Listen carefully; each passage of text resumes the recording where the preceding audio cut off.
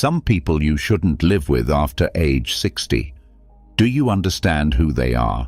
One of the most important choices we have to make as we age is who we want to spend time and room with. Our freedom, happiness, and peace of mind rely on the people around us more than ever. But there are some people who, instead of making our lives better, make them harder and drain our energy. The most dangerous thing is that we don't always see this coming. I'm going to talk to you today about 6 types of people you should never live with when you get old. It doesn't matter how much you love or defend them. Letting them into your life can take away your chance to enjoy this stage with satisfaction, peace, and happiness. You should not get distracted or skip any parts, because some lessons might teach you about a relationship type that affects your life more than you think, even if it seems helpful. Are you ready to start this path to a happier and more peaceful life? A short story before the main points. An old man named Don Felix lived in a small town at the foot of mountains. There, time seemed to move more slowly. Even though he had a long and interesting life, the most interesting thing about him was how calm he was. He looked wise and thoughtful because of the years that his grey hair and deep eyes showed. He didn't need to say much because his eyes and quiet told you everything you needed to know. A young guy named Jorge, who was getting close to 60 years old, went up to Don Felix one day and asked for help. He had noticed that even though his life was more stable now, it wasn't making him as happy as it used to. He was stressed and unhappy, like he was stuck in a loop of relationships and duties that were wearing him down. "Teacher, everyone in the town looks up to you and you seem so calm," Jorge said with worry in his voice. "At this point in your life, how did you find peace? There are times when I feel like the people around me are holding me back." The way Don Felix looked at him made him feel like he knew what the young man was worried about before he even said a word. He asked him to join him for a meal under an old tree that had heard many stories over the years. He looked at the sky in silence, as if he were trying to find the right words, and finally he spoke in a soft but wise voice. "When I was young, I thought getting old would be easy if I had the right people by my side. I thought that having friends was the best way to be happy, but I learned over time that not everyone is right for sharing the last years of your life with you. Some people can hurt you more than help, even if they love you a lot." Jorge frowned because he wasn't sure what the old man meant. "Don Felix, what do you mean by that?" he asked, eager to understand. Don Felix smiled and started to tell a story from his own life. "Many years ago, I lived with someone who seemed to love me but was always draining me. This person didn't mean to, but their demands and negativity wore me down. They told me about their fears and asked me to fix all of their issues, which slowly made me feel less calm.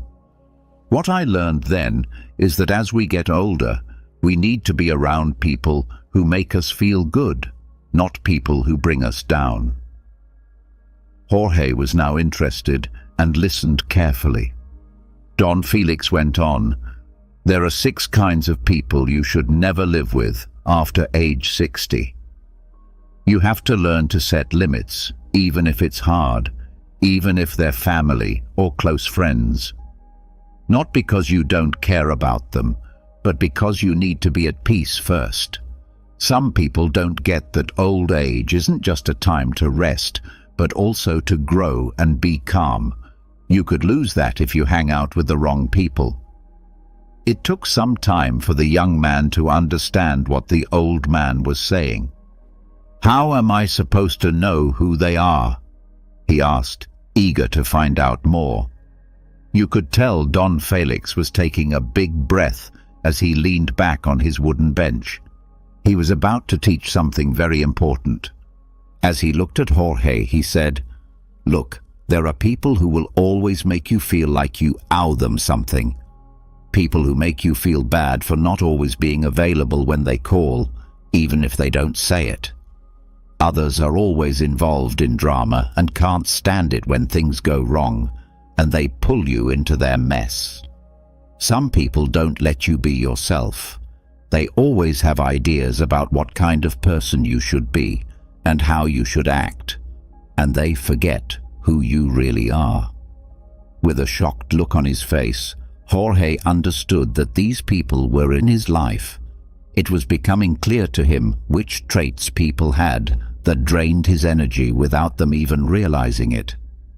"So I should stay away from all of them?" he asked with some doubt in his voice. "It's not about setting yourself apart from everyone," Don Felix responded. "Over time, you learn that the people who really make your life better are the ones who get you without judging you, who value your time and space, and who let you be yourself without saying a word. They are the ones who are there for you without bringing up their own problems."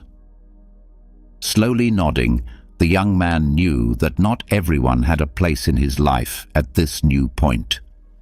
In the end, Don Felix said, "When you get older, being wise doesn't just mean knowing a lot of things. It also means knowing how to pick good people to spend your days with. I love you, Jorge. You will find peace when you learn to spend time with people who help you grow, not people who make you feel small. Always keep in mind that not all relationships are meant to last forever." Jorge stood up, thankful for what the old man had said, because he knew it would change how he felt about life in his old age. He understood that having the right relationships, not a lot of them, was the key to happiness as he watched Don Felix leave. Make sure you like the video and follow for more daily tips that will help you live with peace and inner strength. Then we'll talk about the 6 people you should never live with in your golden years. Let's look at the 6 most important things you need to remember to protect your time, peace, and health. 1. People who ruin your hopes by making you think about how old they are. Let's say you told everyone you know about a new project or dream that really excites you. You may have always wanted to do it, but life has kept you from pursuing your dream. Your goal could be to write the book you've always wanted to write, learn a new language, or visit the world. There are lots of options in the air, and you finally feel like the time is right. Someone nearby then says something that really scares you. At your age, you can't do that anymore. They say it with a smile that clearly means well. You don't have as much energy as you used to, or even worse, leave it to the kids. They have their whole lives ahead of them. All of your energy goes away all at once, like someone threw a bucket of cold water over you. These people, even if they don't mean to, become the ones who carry out your dreams. These people make you think that time has reduced your options, that you don't have enough to start new paths, and that it's best to be happy with what you have. It's time to rest now that life has passed you by. But let me tell you something, that is not at all true. The real issue is not your age, but the false idea that it limits and defines you. The worst part is that those voices often make you question yourself. When someone says you can't do something because of your age, they are trying to make you feel bad about your own fears and limits. Seneca, a philosopher, said, "The greatest obstacle to living is the expectation of tomorrow and the waste of today." This quote isn't just about the far future, it's also about how we often put off our dreams and desires because we're afraid of what other people will think or because we think we've missed our chance. After age 60, Many of us are really at the best point in our lives to go after those goals that were tucked away in the trunk of our memories. Why wait until you're young to do what you want to do? Being old isn't a problem. It's an advantage because you've gained something very important over the years: experience. You understand yourself better and know what you like and don't like. You've been through hard times and learned things that can only be learned with time. We don't slow down because we get old. We slow down because we get old, said George Bernard Shaw. No matter how old you are, you should always think, learn, and be growing. If people use a number to describe you, you will miss out on the best things that life has to give. No, you don't have to wait until tomorrow. Today is the day you need to act. You may have heard of Sophia, a 72-year-old woman who thought it was time to follow a lifelong dream and study painting. She put it off for years because she didn't have time, worked too much, or had kids. But when she finally retired, she realized it wasn't too late to start.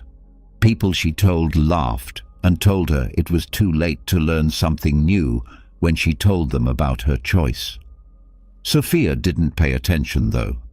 She took painting classes and found out she had a skill she didn't know she had. Not only did drawing help her learn new things, it also gave her the happiness and purpose she had been looking for. She shares her art with the world now that she is 72 years old and feels better than ever.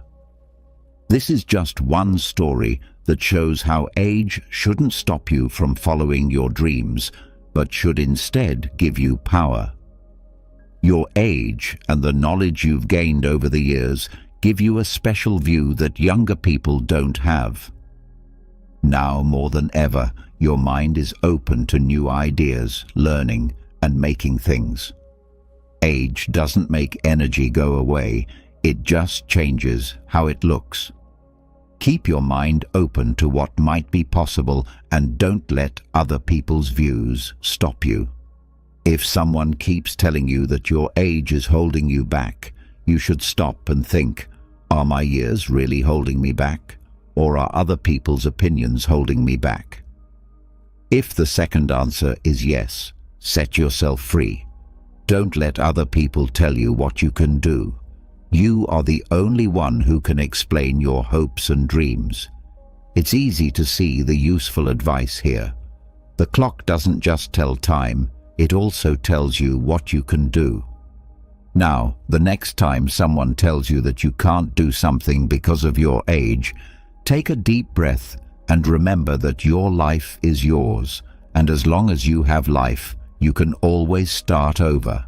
No matter how old you are, now is the time to live the life you've always dreamed of. Age shouldn't be a problem. It should be seen as a strength that lets you live with more energy, purpose, and wisdom. Remember what the philosopher Søren Kierkegaard said: "Life can only be understood backwards, but it must be lived forwards." Don't get stuck in the past. Keep thinking, making things, and most of all, living. 2.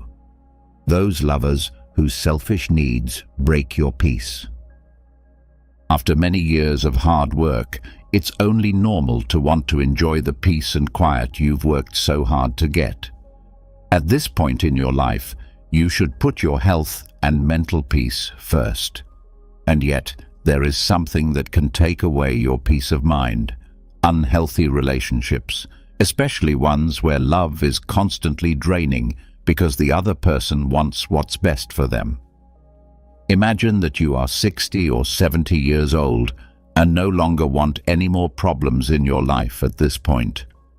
Time is valuable, and you don't want to waste it on pointless arguments. Instead, you want to enjoy peaceful moments without feeling like you have to constantly meet someone else's standards. Yet, you're stuck in a relationship that isn't a safe place to be calm. Instead, it's a constant storm of requests. That person who once seemed like the right addition to your life is now making you feel bad. Some complaints and requests at the beginning of the relationship may have made it seem easy, but over time, those small requests grew heavier. You loved each other, but your relationship turned into a never-ending list of, "I have to do this," or "you should do that." Until you realized that you weren't sharing your life with that person, you were giving up your own to meet their wants and expectations. At this point, you have to ask yourself, is this really love, or am I just giving up my own happiness to meet someone else's constant needs?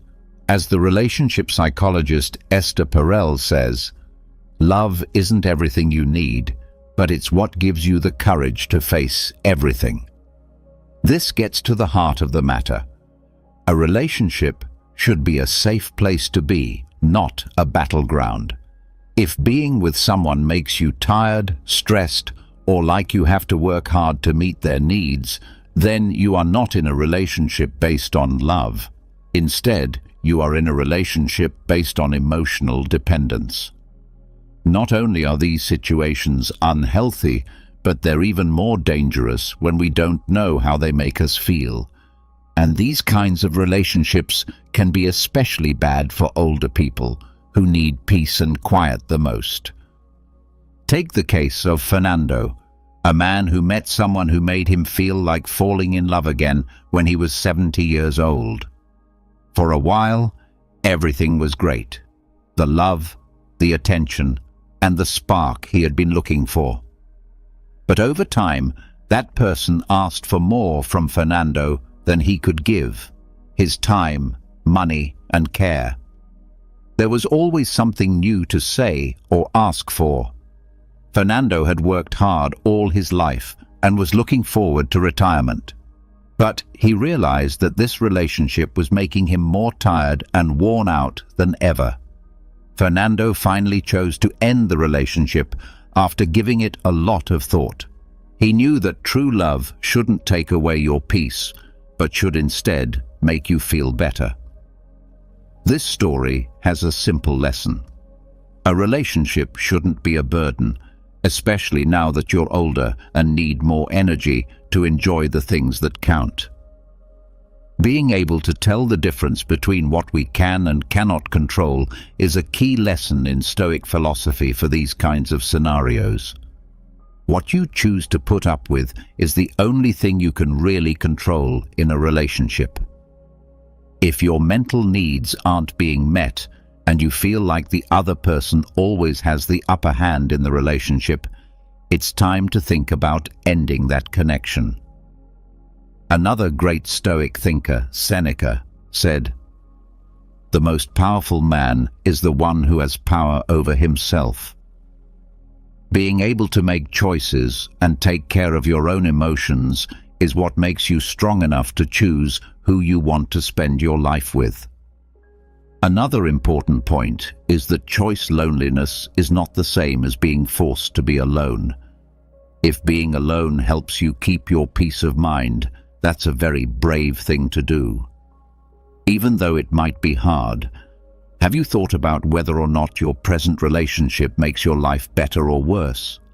If you feel like a partnership takes more from you than it gives, you might want to be by yourself. Being alone can make you feel free. It gives you a chance to get to know yourself again, recharge your batteries, and meet new people who can make your life better. Do not be afraid to make that choice. Remember that love should be something that helps both of you grow, not something that drains you of everything you have. A friendship based on respect, understanding, and peace is what you deserve at this point in your life. No matter how much you love someone, if they take that away from you, you should think about whether that person deserves to be in your life. Love gives nothing but itself and takes nothing but from itself, said Khalil Gibran. If someone takes more from you than they give, it's not love, it's dependency. Dependence can cost you more than just your peace of mind. Ask yourself, is this relationship adding to my life or taking away from it? The next time you feel like a relationship is sucking your energy. Do I feel more satisfied and happy, or more worn out and stuck? You are in charge of making the choice. Do not be scared to pick peace. 3. Adult children who need help. One of the best things about being a parent is seeing your kids grow up, become independent, and make their own lives. It's that time when you hope your kids will be able to support themselves after years of hard work, love, and lessons.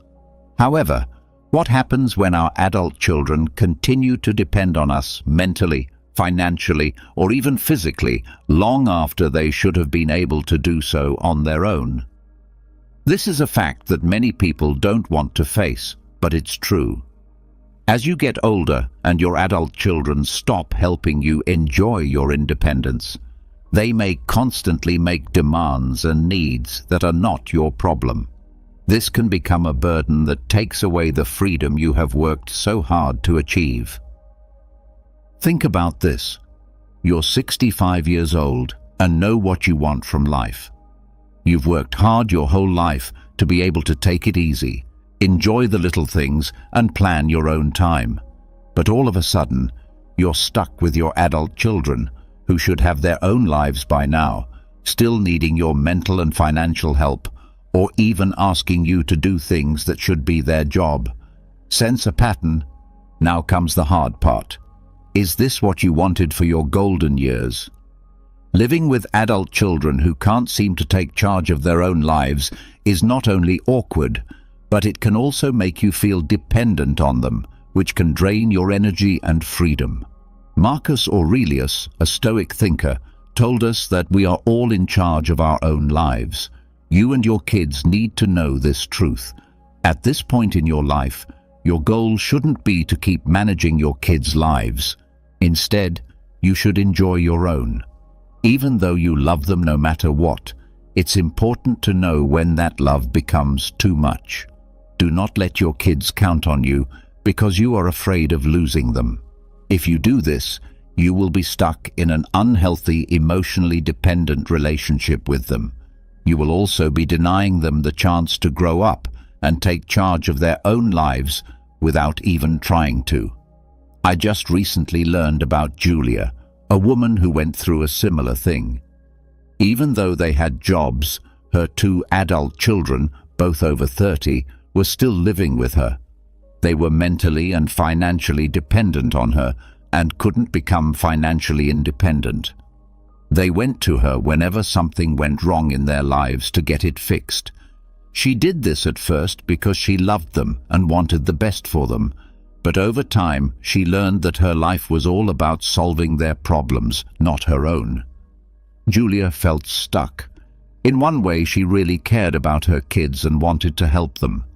On the other hand, she knew she was giving up her own health and happiness, living someone else's life and taking on their duties.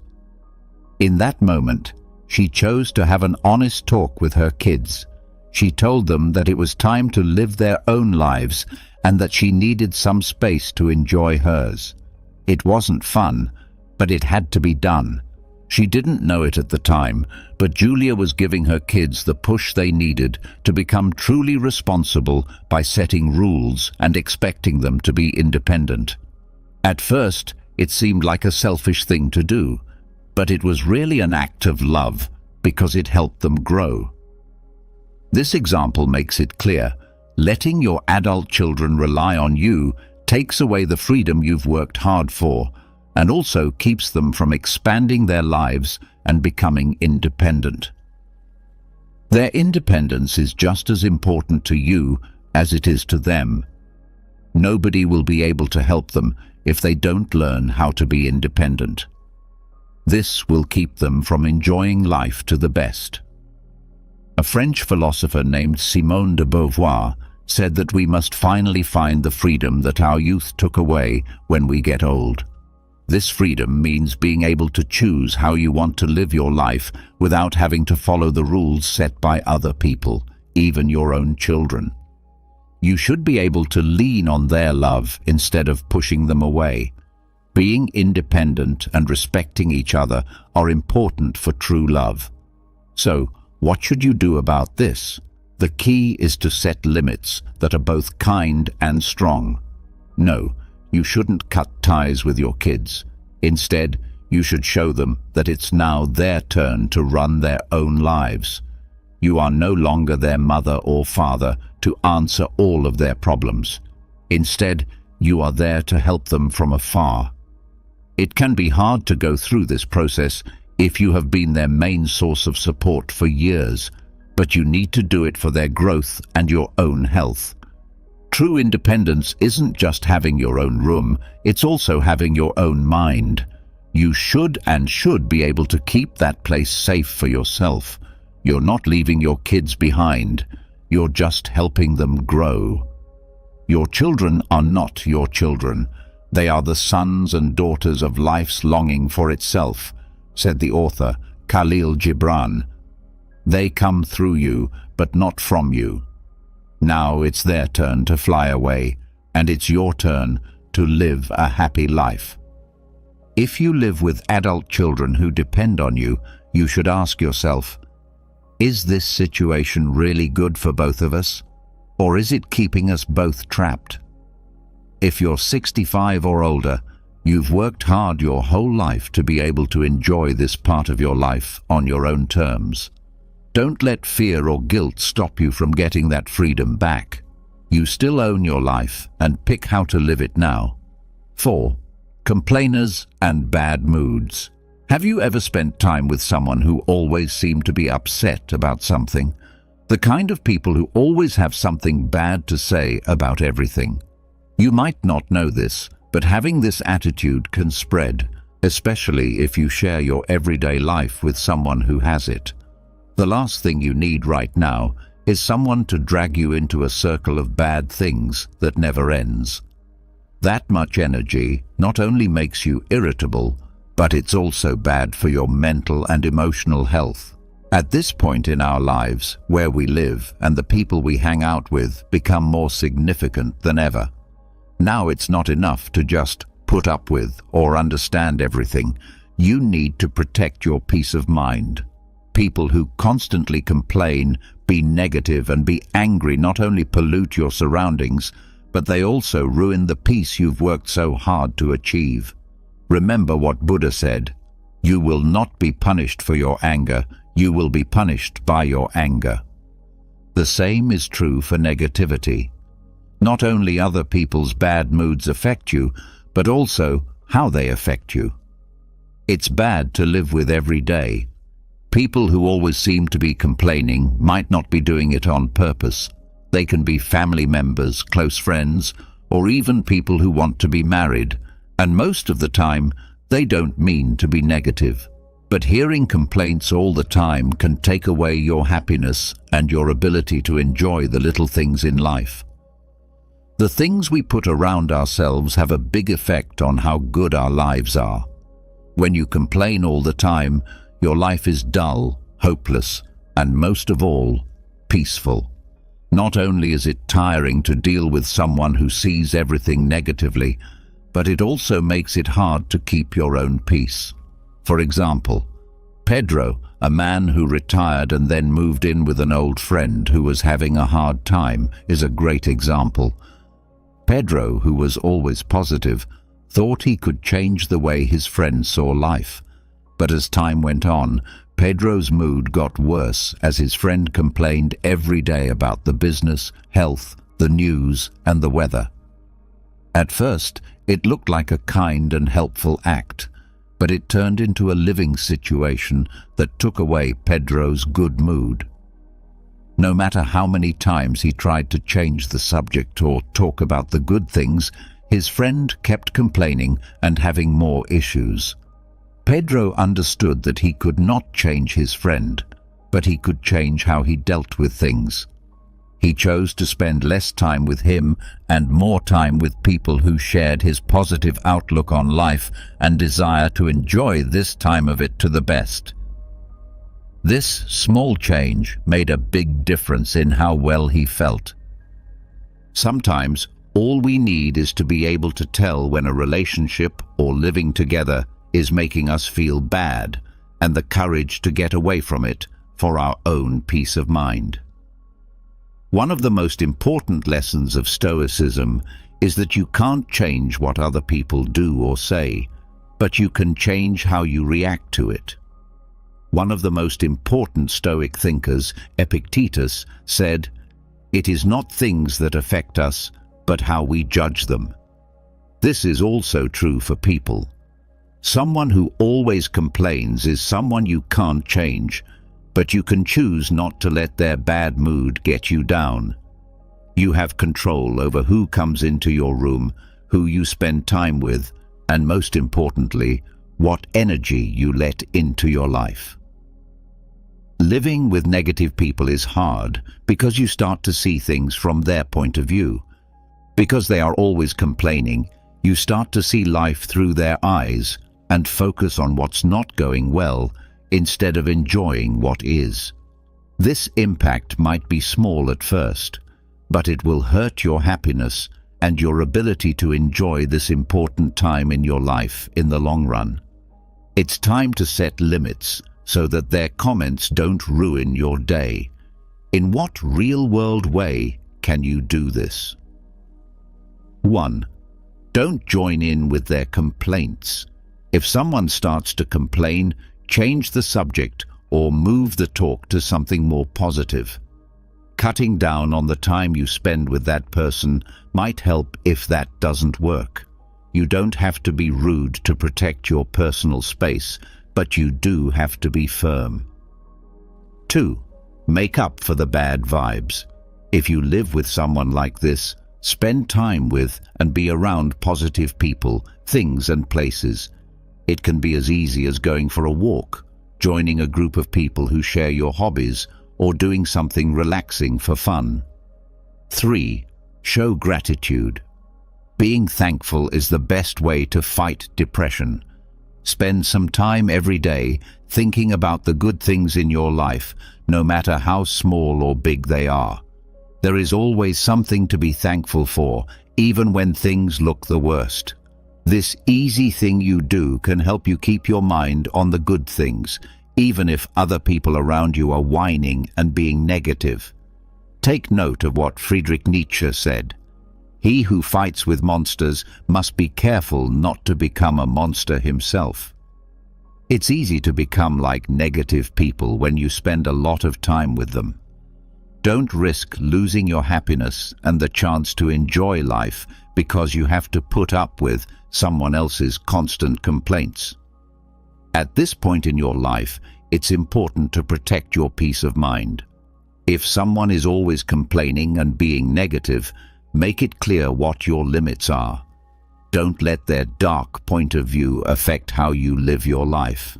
Now is the time to enjoy what you've created, to live in peace and to be around people who make you happy, not people who hurt you. 5. People who steal your energy are called emotional vampires.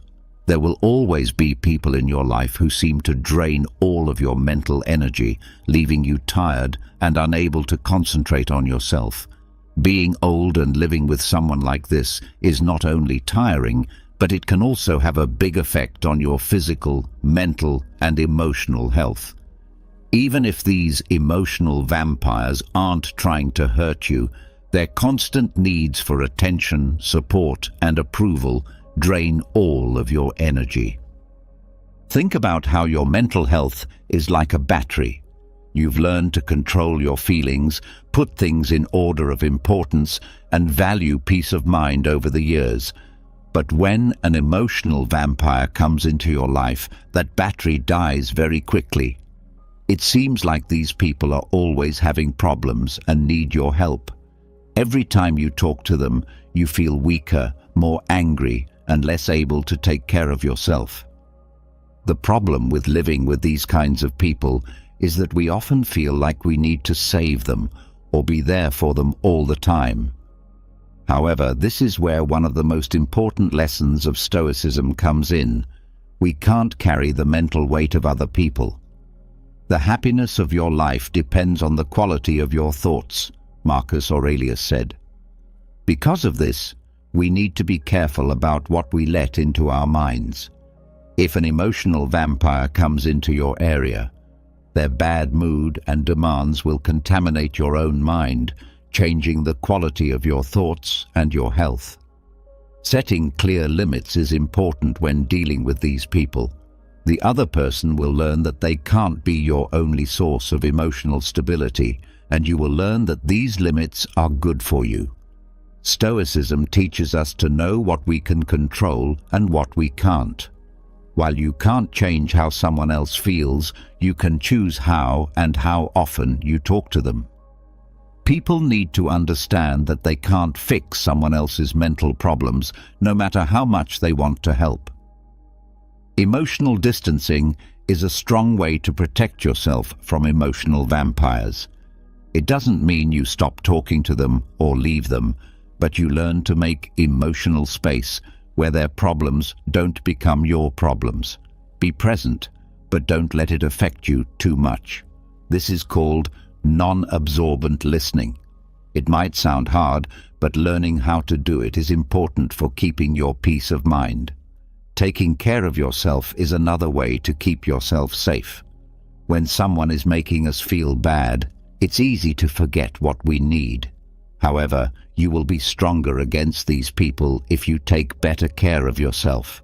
Do things that make you feel better, like reading, working out, meditating, or anything else that helps you get your energy back. For those who try to drain your mental battery, it's easier to handle when it's full. The idea of limited empathy is a useful one from psychology.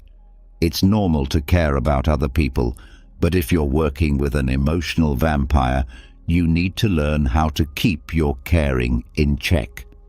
This doesn't mean you stop being kind, but it does mean you start being kind to yourself. You need to know when to say enough, when to help someone without getting caught up in their trouble, and when to take a break for your own health. Remember that living with someone does not mean taking on their feelings. You're living your own life, not theirs. By letting someone mentally drain you, you give up your health and happiness for someone who probably has no idea what they're doing. The Stoic idea of the dichotomy of control is very important here. You can't change how bad other people's problems or feelings are, but you can change how much energy you let them drain from you. When someone else drains your mental energy, you should do something smart. Make clear limits for yourself. Spend time with people who make you feel good, and put your peace of mind above all else. At this point in your life, you deserve peace and quiet, and there's no reason to give it up for other people's feelings. Carl Jung, a psychologist, once said, "He who looks outside dreams. He who looks inside awakens." As you get older, it's important to know what you need. You're not living fully in the present if you let other people drain your energy. Take care of your own mental space, and remember that you don't need to fix other people's problems. Now is your chance. At the end of the day, it's not about turning down other people. It's about keeping your freedom to enjoy life. You should not let anyone waste your energy without your permission, because it is limited and important. If this content is helpful to you and makes you think about how important it is to take care of your inner peace, please like or comment with the phrase, "My peace is my strength." This not only motivates us, but it can also help other people remember how important it is to stay calm and take care of oneself. 6. Caretakers who run your life. As you get older, it's normal for your kids or other family members to want to be more involved in your health and well-being. They may offer to care for you or make decisions for you in order to help you, but there is a thin line between wanting to help someone and taking over their life. People who say they are taking care of you are not really caring for you when they start to make choices for you, control those choices, and force their will on you. Instead, they are reducing your freedom. You may have heard people say things like, "Don't worry, we'll take care of that," or "Don't worry about that decision anymore, I'll make it for you." These phrases may mean well, but they take away your freedom to choose for yourself, to live the life you want. It's easy for an act of kindness to turn into a form of control that takes away your rights to have a say in important parts of your life. Though you are fully capable of making your own choices, have you ever felt like your children or other family members thought it would be best to make the choice for you? This kind of behavior can be overwhelming, even if it comes from love and care. Stoicism tells us that one of the best things about life is having personal freedom, and that giving up control over our choices, especially when we can still make them, is a way to lose that freedom. It was Epictetus who said, "No man is free unless he is master of himself." The important thing is to know when help turns into power. Because kids often worry that their parents will suffer or have trouble, they may start to make choices without asking them first. This can include anything from money problems to health problems to easy things like where to live or what to do. All of a sudden, you discover that you're no longer the center of your own life. This is the most important time for you to be in charge of your life. Having someone help you is great, but they shouldn't be forcing you to do something. You are still in charge of what will happen to you. Don't let other people run things, even if they mean well. The goal of life is not to be on the side of the majority, but to avoid being one of the fools, said the philosopher Aelius Perticus. In this case, the fools are not your children, but the situation they put you in when they don't respect your right to choose. It is important to talk to the people around you in an open and honest way. Make rules for your kids or anyone else close to you who you think is taking too much control. You should let them know that you appreciate their help, but that you can still make your own choices. They know that even though they love you and want what's best for you, they have to accept your independence, and these rules keep them from getting in the way of that. Shared decision-making is a useful method. This means you and your kids make important decisions together, instead of letting your kids make decisions for you. You share your knowledge and they share their worries, but you should have the final say on what you can manage. This makes your relationship more healthy and lets you live your life the way you want to. Also, think about the way you want to live your life now.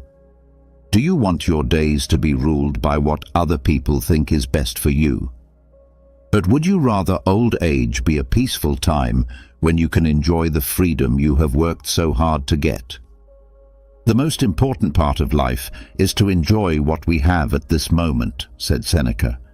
You can only do that if you make your own choices. This doesn't mean you don't want your kids or other family members to help, but it does mean you need to tell them that you are still in charge. The hard part is finding a middle ground where you can get the help you need without giving up your independence. Because it's one thing for someone to help you and something else for them to tell you what to do. Don't forget, this is your time. You should be able to live your life the way you want to and not feel like someone else is running it. It doesn't matter how old you are. You should always be treated with respect and honor. Do not let servants run your life. Say thank you for their love and help, but remember that you have the right to live your life the way you want to. No matter how old you get, your life is still yours. There are lots of chances to rethink, learn and grow after age 60. Take care of this part of your life as you always have and make the most of your freedom. Have you ever felt like someone's words or actions ruined your entire day? Maybe it was a rude comment, a thoughtless gesture, or even just an unexpected inconvenience.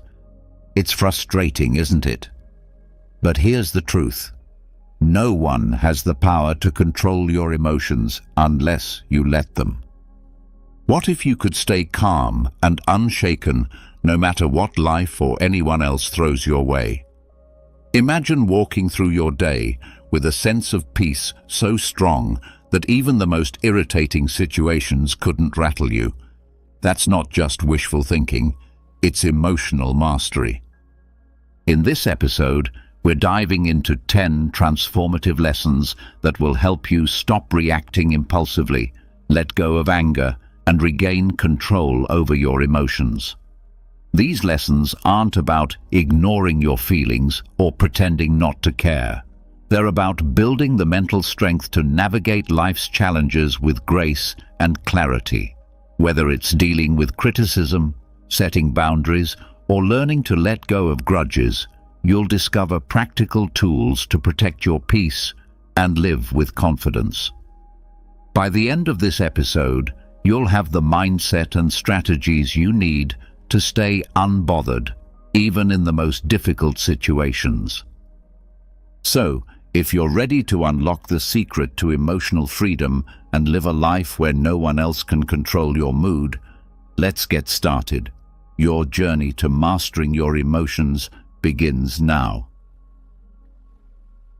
1. Understand that your reactions are your choice. Picture this. You're in the middle of a peaceful day, maybe sipping coffee or walking through the park, when suddenly someone says something rude or inconsiderate. Your calm vanishes, replaced by anger or frustration. You think, "Why did they ruin my day?" But here's the truth. They didn't. You did. Your emotions are your responsibility, not theirs. No one has the power to control how you feel unless you hand that power to them. Think of it this way. The world can throw challenges at you, but only you decide how to react. Let me offer a fresh perspective. Imagine you're wearing noise-canceling headphones in a busy city. The chaos of honking cars and loud conversations doesn't disappear. It's still there. But it doesn't reach you. Mastering your reactions works the same way. You don't have to let the noise of other people's behavior invade your peace. A wise thought captures this beautifully. Between stimulus and response, there is a space. In that space lies our power to choose our response. In our response lies our growth and our freedom. When someone cuts you off in traffic or criticizes your work unfairly, it's easy to blame them for your anger. But what if, instead of reacting, you paused? In that pause, you find power. The power to choose calm over chaos, strength over impulsiveness. Here's a real-world example. Imagine your coworker dismisses your idea during a meeting. Instead of snapping back or stewing in resentment all day, take a moment to breathe and reflect. Is this about me, or is it their own stress or bias showing? By reframing the situation, you neutralize its impact on your emotions.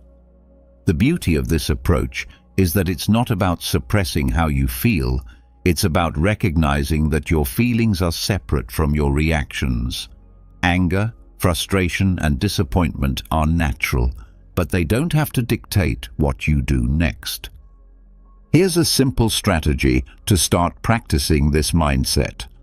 Pause and identify when you feel triggered. Pause and name the emotion you're experiencing. Anger, hurt, irritation.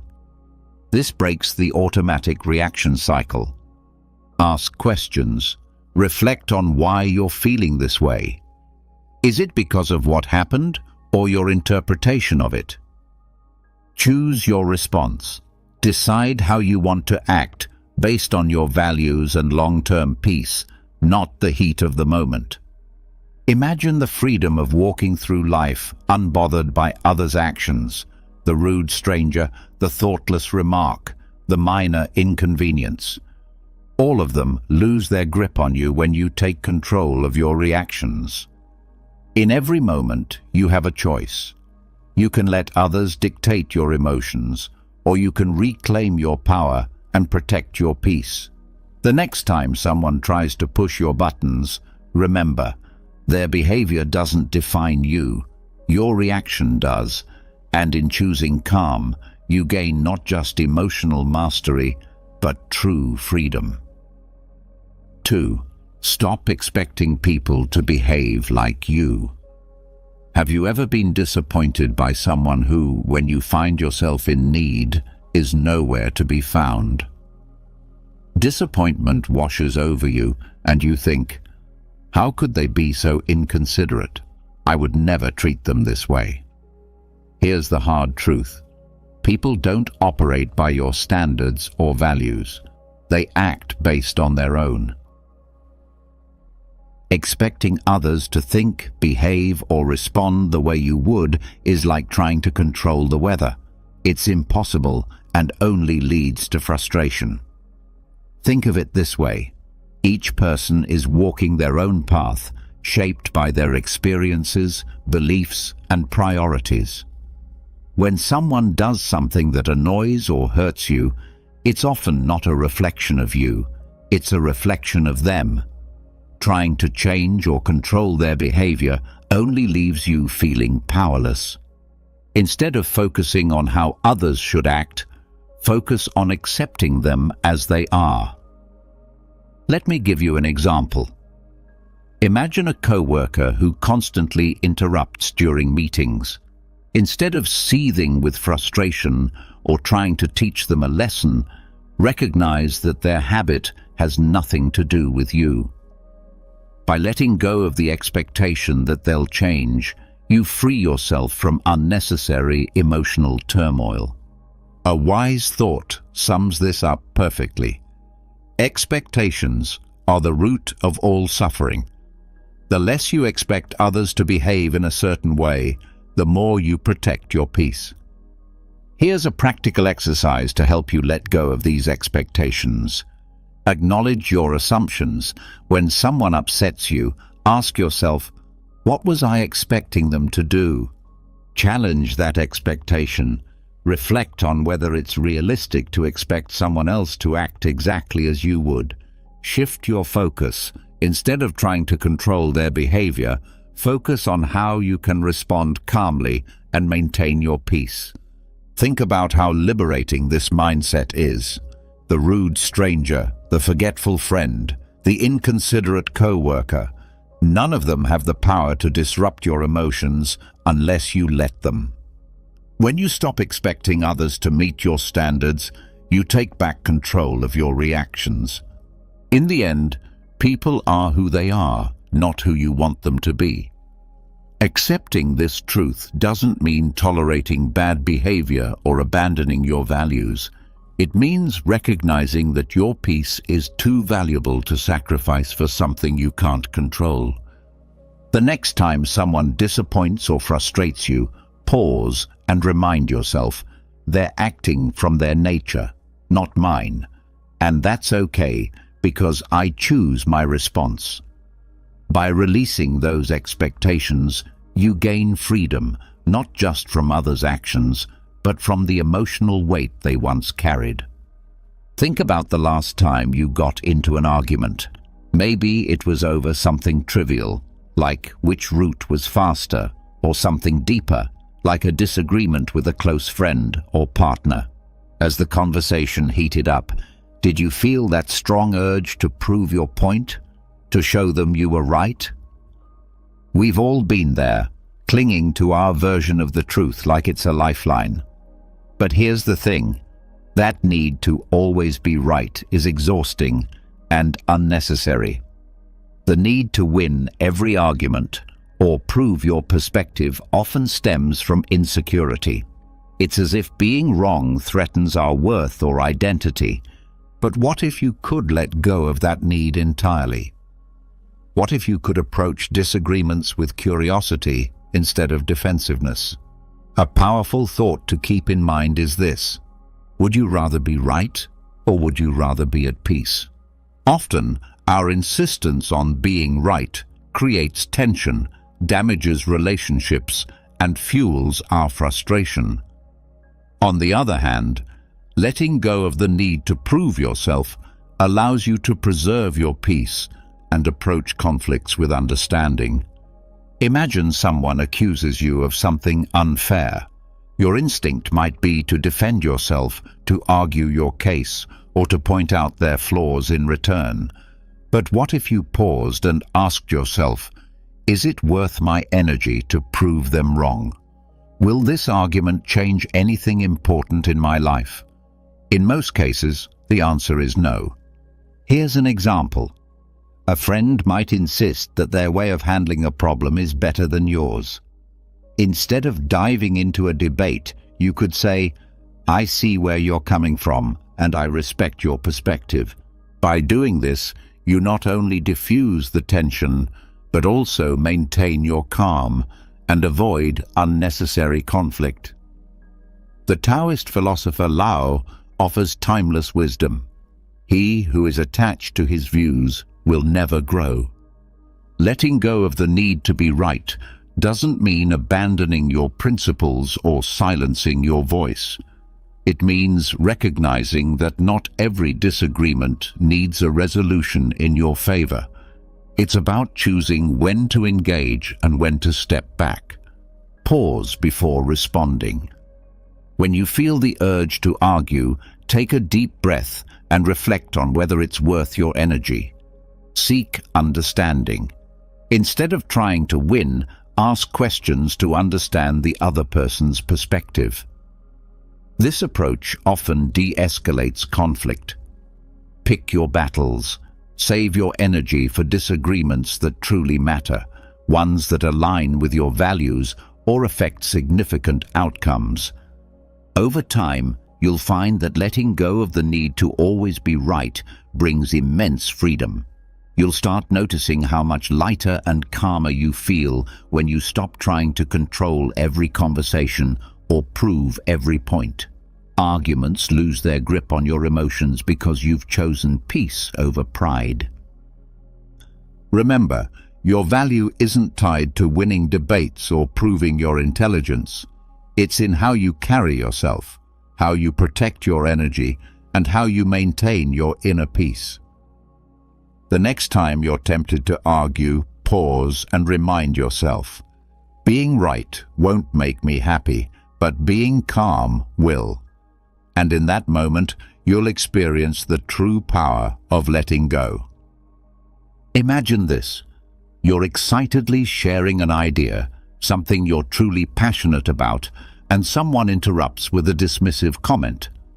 Their words cut deep, and suddenly, the confidence you felt disappears. Why does this happen? It's because we often let others' words define how we see ourselves. Here's the truth.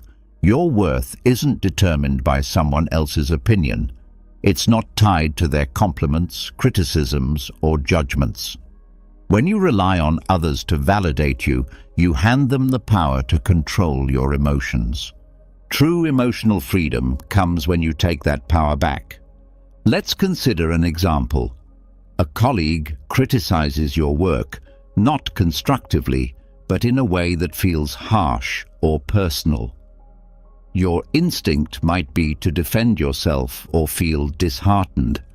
But what if, instead of reacting, you paused and reminded yourself, their words reflect their perspective, not my value. By detaching your worth from their opinion, you protect your peace and maintain your focus. Marcus Aurelius captured this wisdom perfectly. It never ceases to amaze me. We all love ourselves more than other people, but care more about their opinions than our own. This isn't about ignoring feedback or dismissing others entirely. It's about filtering what truly matters. Constructive criticism can help you grow, but unwarranted negativity doesn't deserve space in your mind. Pause before reacting. When someone's words sting, take a moment to breathe. This pause gives you the chance to choose your response instead of reacting impulsively. Separate fact from opinion. Ask yourself, is there truth in what they're saying, or is it just their perspective? Focus on what helps you grow and let the rest go. Reaffirm your worth. Remind yourself that your value isn't tied to anyone else's approval. Your worth is intrinsic, independent of external validation. Lao offers another layer of wisdom. Care about what other people think, and you will always be their prisoner. Letting go of the need for validation doesn't mean you stop caring about people. It means you stop caring about opinions that don't serve your growth. By doing so, you free yourself from unnecessary emotional weight. The next time someone's words challenge your confidence, pause and ask yourself, am I letting this define me, or can I choose to focus on what I know to be true about myself? In that moment, you reclaim your power and remind yourself that no one's words can diminish your value unless you let them. True strength lies not in avoiding criticism, but in knowing your worth regardless of it. When you stop letting others' words define you, you create space for authenticity, confidence, and peace. And that's a life no one can take from you. 5. Protect your energy by setting boundaries. Picture this. A friend calls you in the middle of your busy day, asking for help with something they could probably handle on their own. Or perhaps a co-worker dumps a last-minute task on you, assuming you'll say yes. You feel the weight of obligation, but also the frustration of knowing this will disrupt your plans. Why is it so hard to say no? Here's the truth. Protecting your peace requires setting boundaries. And boundaries aren't selfish, they're necessary. Without them, you let others dictate your time, energy, and emotional well-being. Saying yes to everyone else often means saying no to yourself. A powerful reminder comes to mind. You can't pour from an empty cup. If you're constantly giving without protecting your energy, you'll find yourself burned out, resentful, and disconnected from your own needs. Boundaries are how you safeguard your emotional freedom while maintaining healthy relationships. Think about this. When someone oversteps your boundaries, it's not their fault. It's yours for not clearly defining and upholding them. People aren't mind readers, and unless you communicate what you're okay with, they'll continue to push, often unintentionally. Setting boundaries is a form of self-respect, and it also teaches others to respect you. Here's an example. Imagine you're always the person friends come to for advice, even late at night. You want to be supportive, but it's draining your energy. Instead of silently resenting them, you could say something like, I care about you, but I need to keep evenings for myself to recharge. Let's talk tomorrow instead.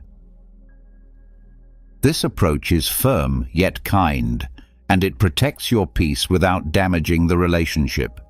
Epictetus reminds us, freedom is the ability to live as we wish. Living freely doesn't mean ignoring others' needs.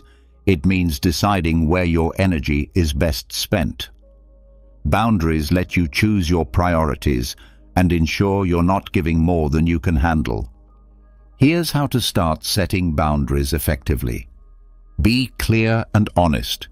Communicate your limits calmly and directly. People are more likely to respect boundaries when they understand them. Use I statements. Focus on your needs rather than blaming others. For example, say, I need some quiet time after work, instead of, you're always bothering me. Stick to your boundaries. Once you set a limit, uphold it. Consistency shows others that you're serious about protecting your space. Lao offers another perspective. He who knows when to stop does not find himself in trouble. This wisdom reminds us that knowing your limits and respecting them prevents unnecessary stress and frustration. Boundaries aren't walls to shut people out. They're bridges to healthier, more balanced relationships.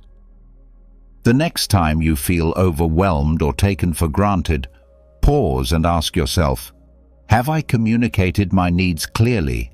Am I honoring my own boundaries? By setting limits, you free yourself from unnecessary obligations and reclaim your energy for what truly matters. Remember, you're not responsible for managing everyone else's feelings or fixing their problems. Your primary responsibility is to yourself, your peace, your time, and your emotional well-being. So protect your energy, set your boundaries, and watch how much lighter and more in control you feel. Because when you prioritize yourself, you give the best version of yourself to the world. 6. Detach from the opinions of others. Imagine this. You share an idea you're proud of with a group of people, but instead of support, you're met with criticism or indifference. That sting of disappointment is real, and it can spiral into self-doubt. But here's a question to ask yourself. Why does their opinion carry so much weight? The need for approval is deeply ingrained in us. But relying on external validation is like chasing shadows. You'll never truly catch it. Emotional freedom begins when you stop letting the opinions of others define your worth. Think of it this way. Everyone views the world through their own lens, shaped by their experiences, biases, and insecurities. What someone says about you often reveals more about them than it does about you. When you internalize their opinions, you give them power over your emotions and decisions. Why let someone else control your narrative? A simple yet powerful thought to remember. Your worth isn't up for debate. It's not tied to what others think of you, whether it's praise or criticism. It's something intrinsic, unshaken by external noise. Let's consider a practical example. Imagine you're wearing a brand new outfit you love, and a coworker makes a passing remark. That's an interesting choice. You could let their comment ruin your confidence, or you could remind yourself that their opinion doesn't diminish your joy. When you detach from the need for approval, you free yourself to live authentically. The Stoic philosopher Epictetus said, "If you want to improve, be content to be thought foolish and stupid." This might sound harsh, but it's liberating. Growth often involves going against the grain or doing things others might not understand. Seeking approval can hold you back, while embracing your own path, even if misunderstood, sets you free. Here's how to start detaching from the opinions of others. Question their importance. When someone's opinion bothers you, ask yourself, why does this matter to me? What authority do they have over my life? Reaffirm your values. Focus on what matters to you, not what others expect. Ground yourself in your goals and principles. Practice letting go. When criticism or judgment arises, acknowledge it without clinging to it. Picture their words as leaves floating down a stream, there, but not lasting. Lao offers another perspective. Care about people's approval, and you will be their prisoner.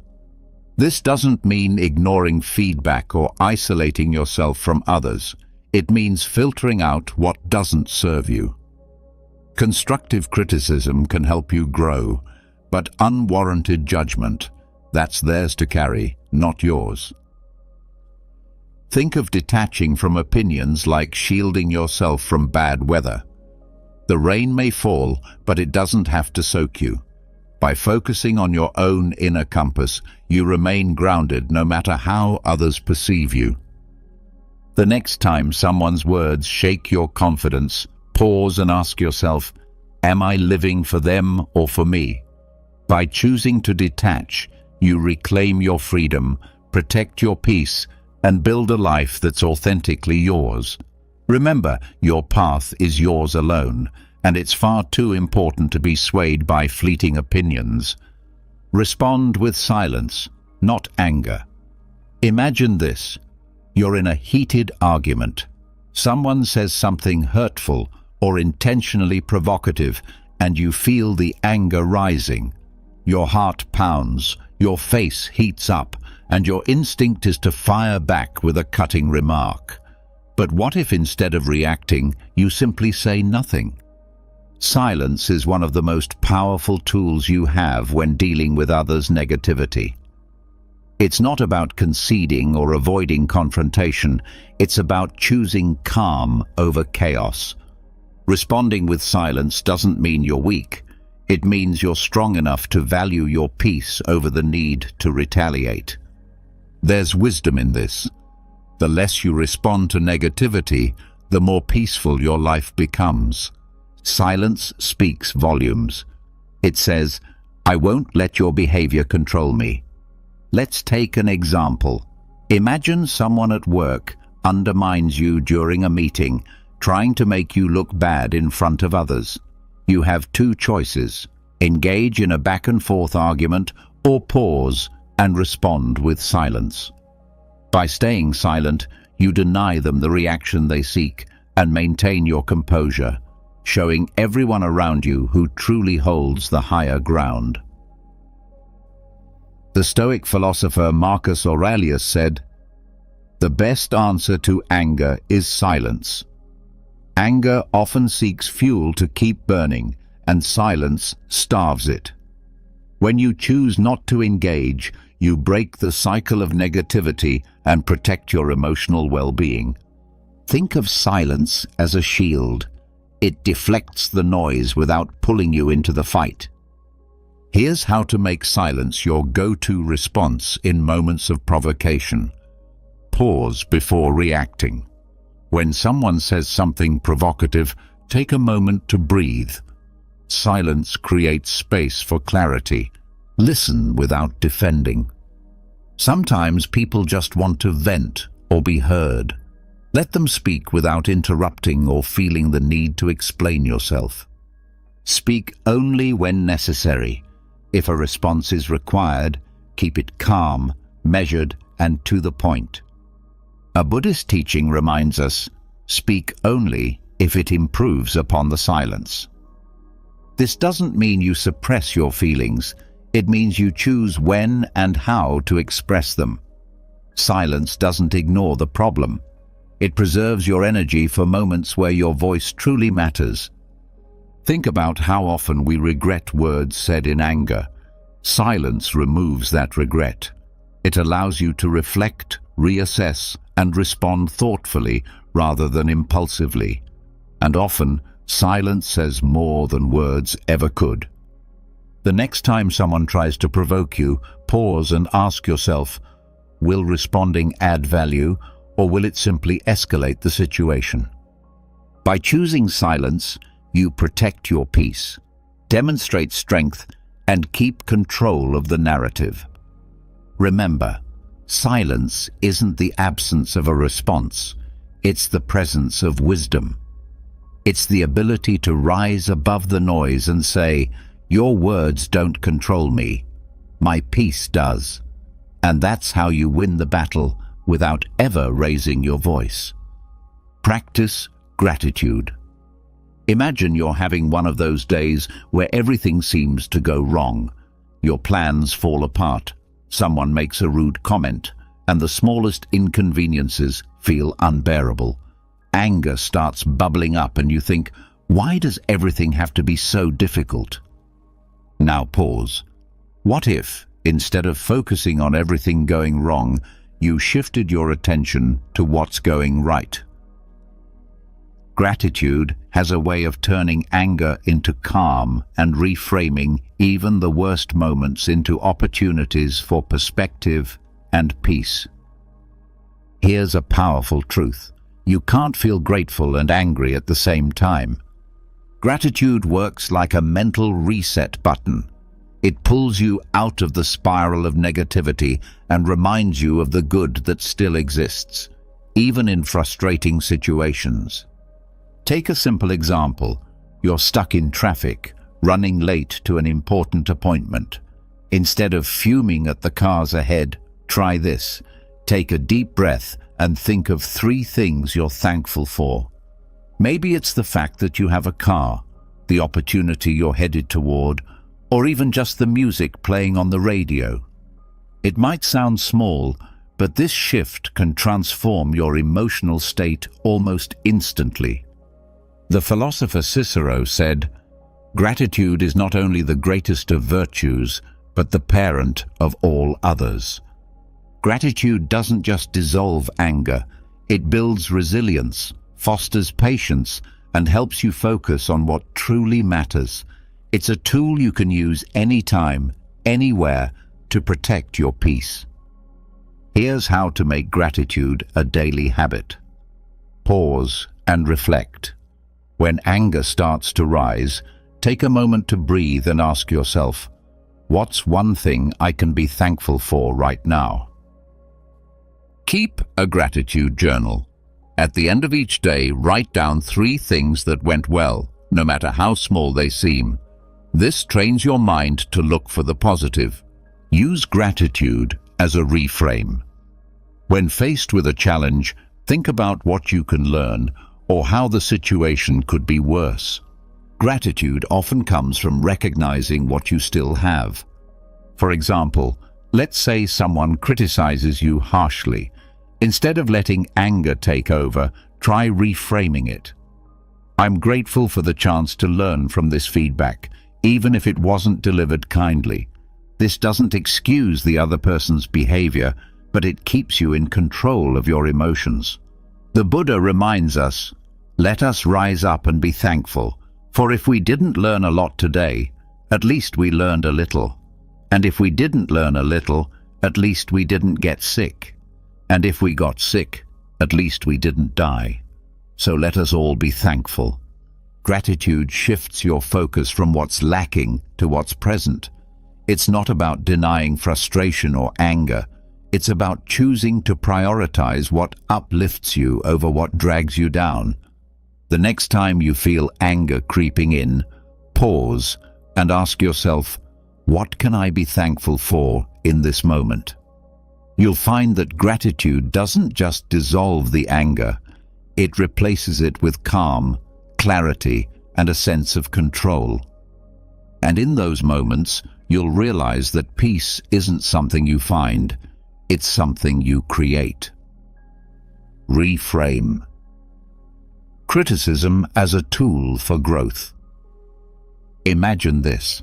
You've just shared an idea you're proud of, maybe at work, with friends, or online, and someone immediately shoots it down with harsh criticism.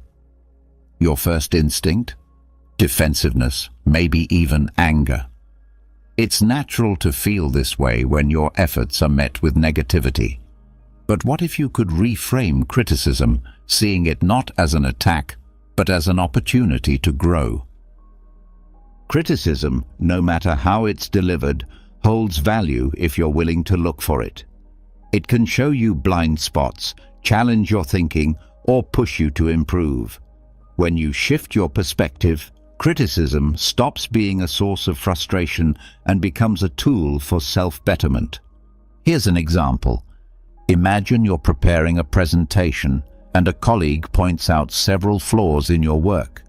You could dismiss them, thinking, they're just trying to undermine me, or you could pause and reflect. Is there truth in what they're saying? How can I use this feedback to improve? By choosing the second approach, you turn what might feel like an attack into a stepping stone. A wise thought captures this perfectly. Criticism, like rain, should be gentle enough to nourish growth without destroying roots. This doesn't mean all criticism is valid or worth your attention. Some people criticize out of envy, ignorance, or malice. The key is to filter what you hear, keeping what's constructive and discarding what's not. Here's how to handle criticism with grace. Pause before reacting. When faced with criticism, take a moment to breathe. This helps you avoid reacting emotionally. Evaluate the source. Consider who's giving the feedback. Do they have your best interests in mind? Is their perspective informed? Find the lesson. Even poorly delivered criticism can carry a valuable insight. Ask yourself, what can I learn from this? Let's take a more personal example. Imagine a family member makes a critical remark about your choices, like your career or lifestyle. Instead of arguing or shutting down, you could say, "I hear your concerns. I'll think about what you've said." This response shows maturity and gives you the chance to reflect later without escalating the conflict. Epictetus offers a timeless reminder. If anyone tells you that a certain person speaks ill of you, do not make excuses about what is said of you, but answer, "He does not know my other faults, else he would not have mentioned only these." This Stoic wisdom reminds us not to take criticism too personally. Instead, see it as part of the journey towards self-improvement. The next time someone critiques you, ask yourself, what can I learn from this feedback? Is this criticism about me, or does it reflect more about them? How can I grow from this moment? Lao Tzu reminds us, knowing others is intelligence. Knowing yourself is true wisdom. Criticism, when approached with the right mindset, is a mirror that helps you understand yourself better. It's not always comfortable, but growth rarely is. By welcoming feedback, even when it stings, you develop resilience, humility, and a stronger sense of self. So the next time criticism comes your way, pause and reframe it. See it not as an obstacle, but as a stepping stone toward becoming your best self. Remember, growth often hides in discomfort, and those who embrace it unlock a level of strength that no criticism can shake. Master the art of letting go. Imagine holding on to a hot coal, determined to throw it at someone who hurt you. But while you're waiting for the right moment, the coal keeps burning your hand. Anger, grudges, and resentment work the same way. They harm you far more than the person who caused your pain. The real strength lies not in holding on, but in letting go. Letting go doesn't mean forgetting or condoning what happened. It means releasing the emotional weight that drags you down, freeing yourself from the control of the past. When you let go, you reclaim your energy, your peace, and your ability to focus on the present. The Buddha puts it beautifully. Holding on to anger is like drinking poison and expecting the other person to die. Think about a time when someone wronged you. Maybe it was a betrayal, an unfair judgment, or an unkind word. How much time did you spend replaying that moment in your mind? How much energy did you waste imagining confrontations or seeking revenge? Letting go is the antidote to this endless cycle. It allows you to move forward instead of staying trapped in the past. Here's an example. Imagine you're at work and a colleague takes credit for your idea. You could spend days stewing over the injustice, letting it affect your mood and productivity. Or you could let it go, recognizing that your worth isn't tied to one moment of recognition. By choosing the latter, you protect your peace and focus on what truly matters, your growth and future opportunities. Lao Tzu offers profound wisdom. When I let go of what I am, I become what I might be. Letting go isn't just about releasing anger or resentment. It's also about letting go of perfectionism, fear of failure, or the need for control.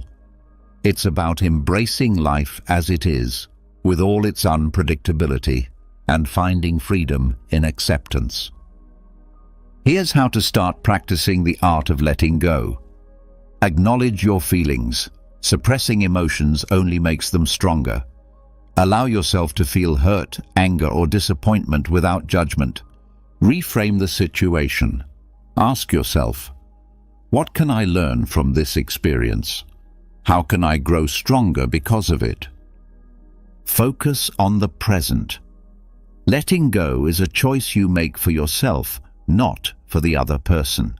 Shift your attention to the here and now, where your power lies. Think of letting go like releasing a balloon. The longer you hold on to it, the more it strains your hand. But when you let it float away, you feel lighter and freer. Life becomes less about what happened and more about what's possible. Marcus Aurelius reminds us, do not be disturbed by what is outside your power. Let it go and you will find peace. This doesn't mean letting people walk over you or ignoring injustice. It means choosing where to direct your energy. By letting go of what you can't change, you create space for what you can, a brighter, calmer, and more fulfilling life. So the next time you find yourself clinging to anger or regret, pause and ask yourself, is this worth my peace? What would my life look like if I let this go? The answer will guide you toward emotional freedom, because true strength isn't in holding on, it's in knowing when to release. And when you do, you'll discover that the lighter you feel, the stronger you become. And there you have it, 10 powerful lessons to help you master your emotions and stay unbothered no matter what life throws your way. These aren't just ideas, they're tools you can use every day to protect your peace, build resilience, and take control of your reactions. Remember, the goal isn't to suppress your feelings or become indifferent. It's to respond to life's challenges with clarity and strength. Emotional mastery isn't about what happens to you, it's about how you choose to react. The power to stay calm, centered, and free lies entirely in your hands. As you move forward, take these lessons with you. Practice pausing before you react. Set boundaries that protect your energy, and let go of the things and people you can't control.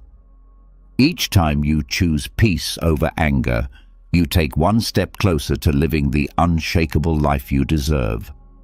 If you found value in this episode, don't keep it to yourself. Share it with someone who might need a little extra calm in their life.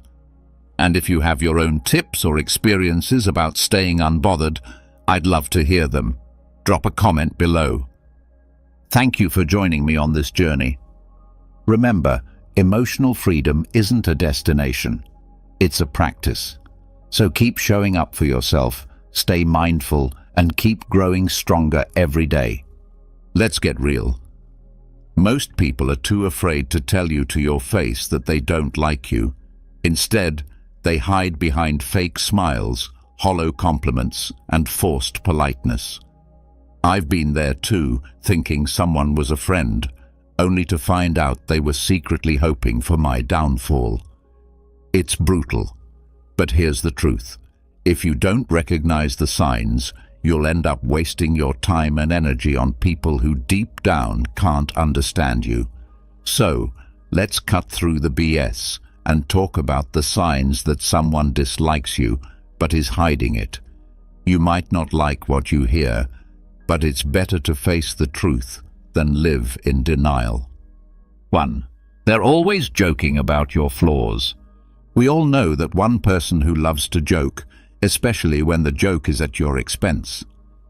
They'll pick at your quirks, mistakes, and imperfections, always with a smile saying, "I'm just messing with you." At first it seems harmless, but let's be honest. These jokes are often more than just playful banter. They're calculated digs cleverly disguised as humor, meant to chip away at your self-esteem bit by bit. I remember a time when I was close to someone who always had something to say about me. How I dressed, the way I spoke, even the projects I was working on. At first, I laughed it off, thinking it was all in good fun. But over time, I noticed a pattern. The jokes were always aimed at my perceived weaknesses, never at my strengths. It wasn't long before I started second-guessing myself, wondering if maybe I was the problem. Here's where the controversy kicks in. People who consistently joke about your flaws aren't doing it out of affection. They're testing the waters to see how much disrespect you'll tolerate. It's a subtle form of manipulation, a way for them to assert dominance while keeping you in your place. They're telling you, in no uncertain terms, that you're beneath them. The most insidious part is that they get away with it because we've been conditioned to believe that if we can't take a joke, we're the ones with the problem. But let's flip that script. I'm here to tell you that there's nothing wrong with standing up for yourself when a joke crosses the line. In fact, it's essential. You deserve to be around people who lift you up, not those who knock you down for a cheap laugh. True friends don't need to point out your flaws to feel better about themselves. They celebrate your strengths and help you work through your weaknesses without making you the butt of the joke. I've seen it happen time and again. People who let these kinds of jokes slide, thinking it's easier to keep the peace than make waves. But here's the deep truth. Allowing others to disrespect you, even in jest, is a slippery slope. It starts with small comments, but over time those jokes can wear you down, making you question your worth. The more you allow it, the more they'll push until you're left doubting yourself, all because you didn't want to seem too sensitive. I had to learn this lesson the hard way. I realized that by laughing along, I was giving them permission to keep going.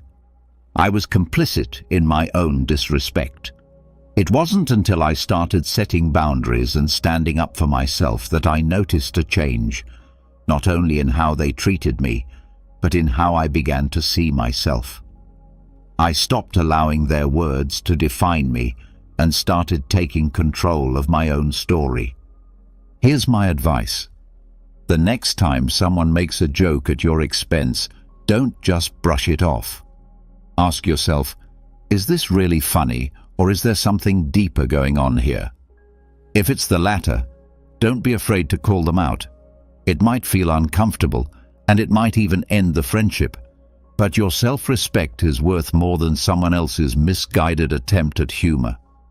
Life is too short to be surrounded by people who don't value you.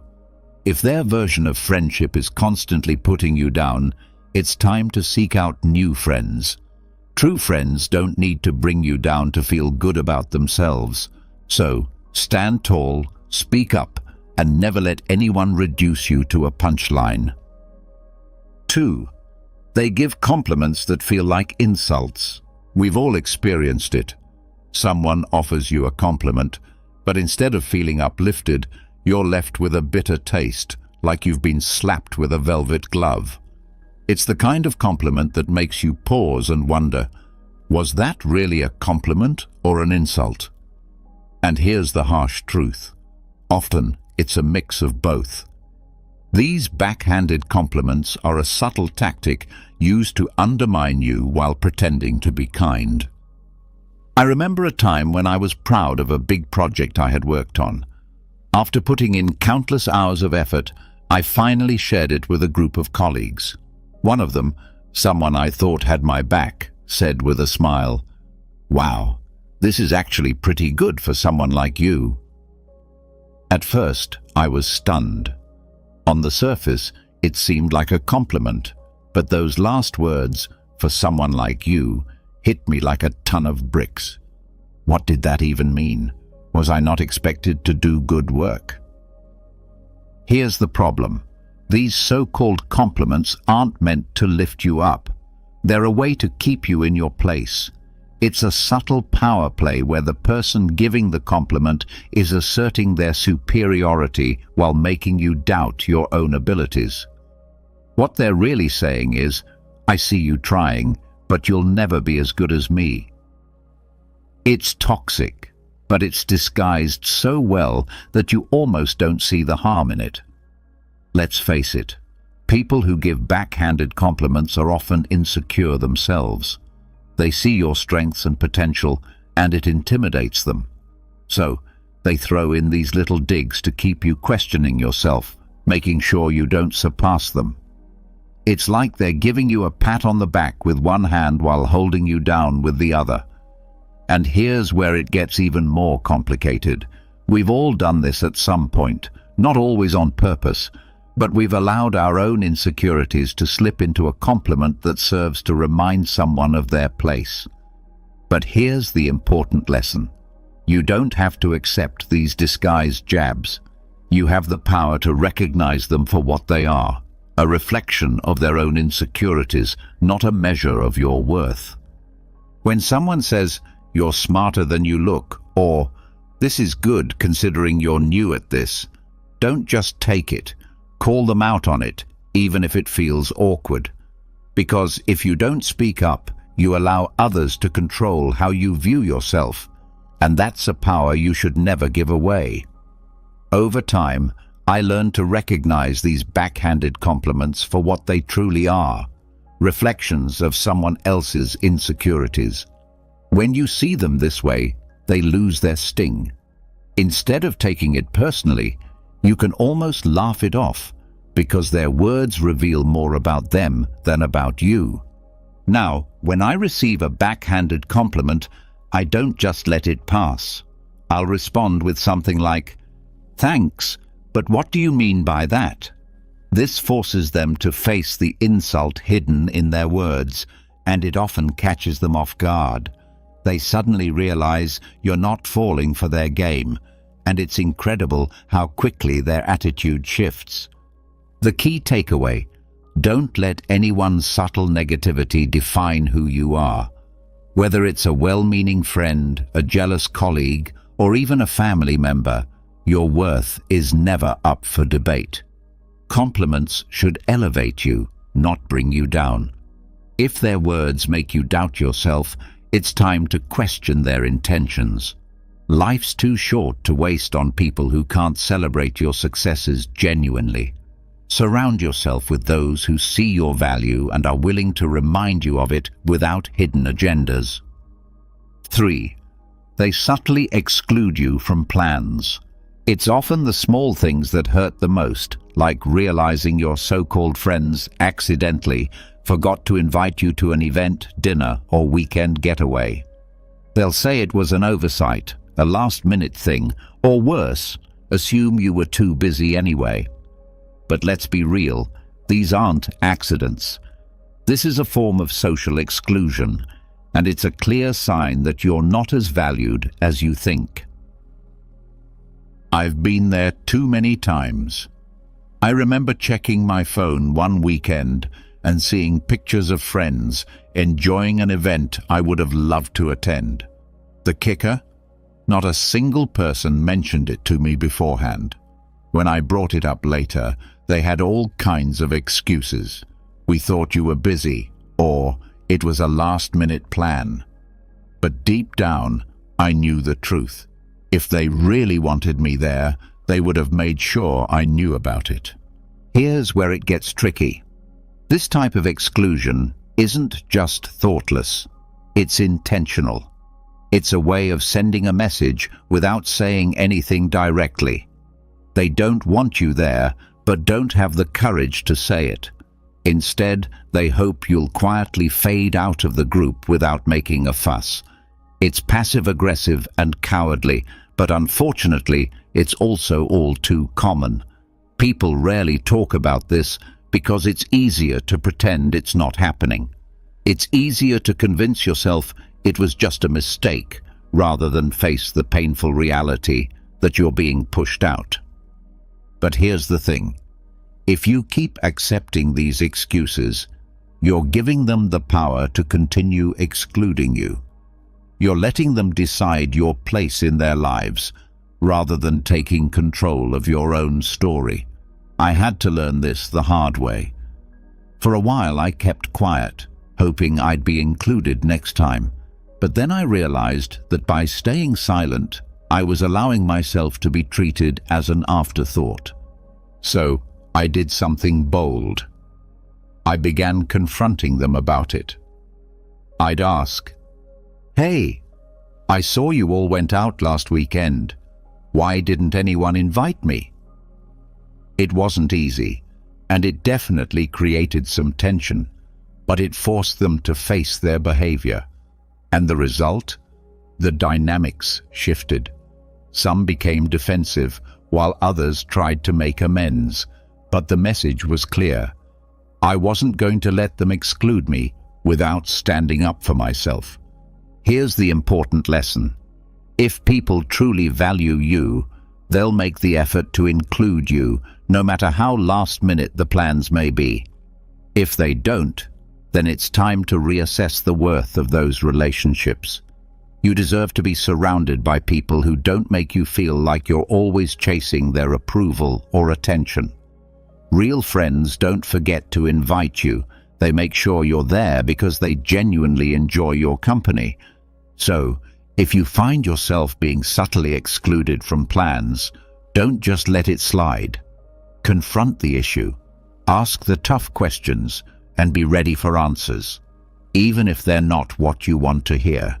Because in the end, it's better to know where you stand than to keep wondering why you keep getting left out.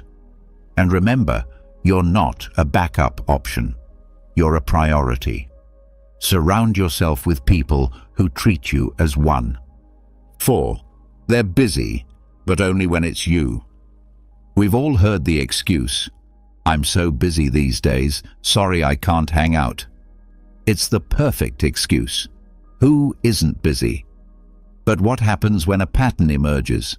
They're always free for others, posting pictures from outings, catching up with mutual friends.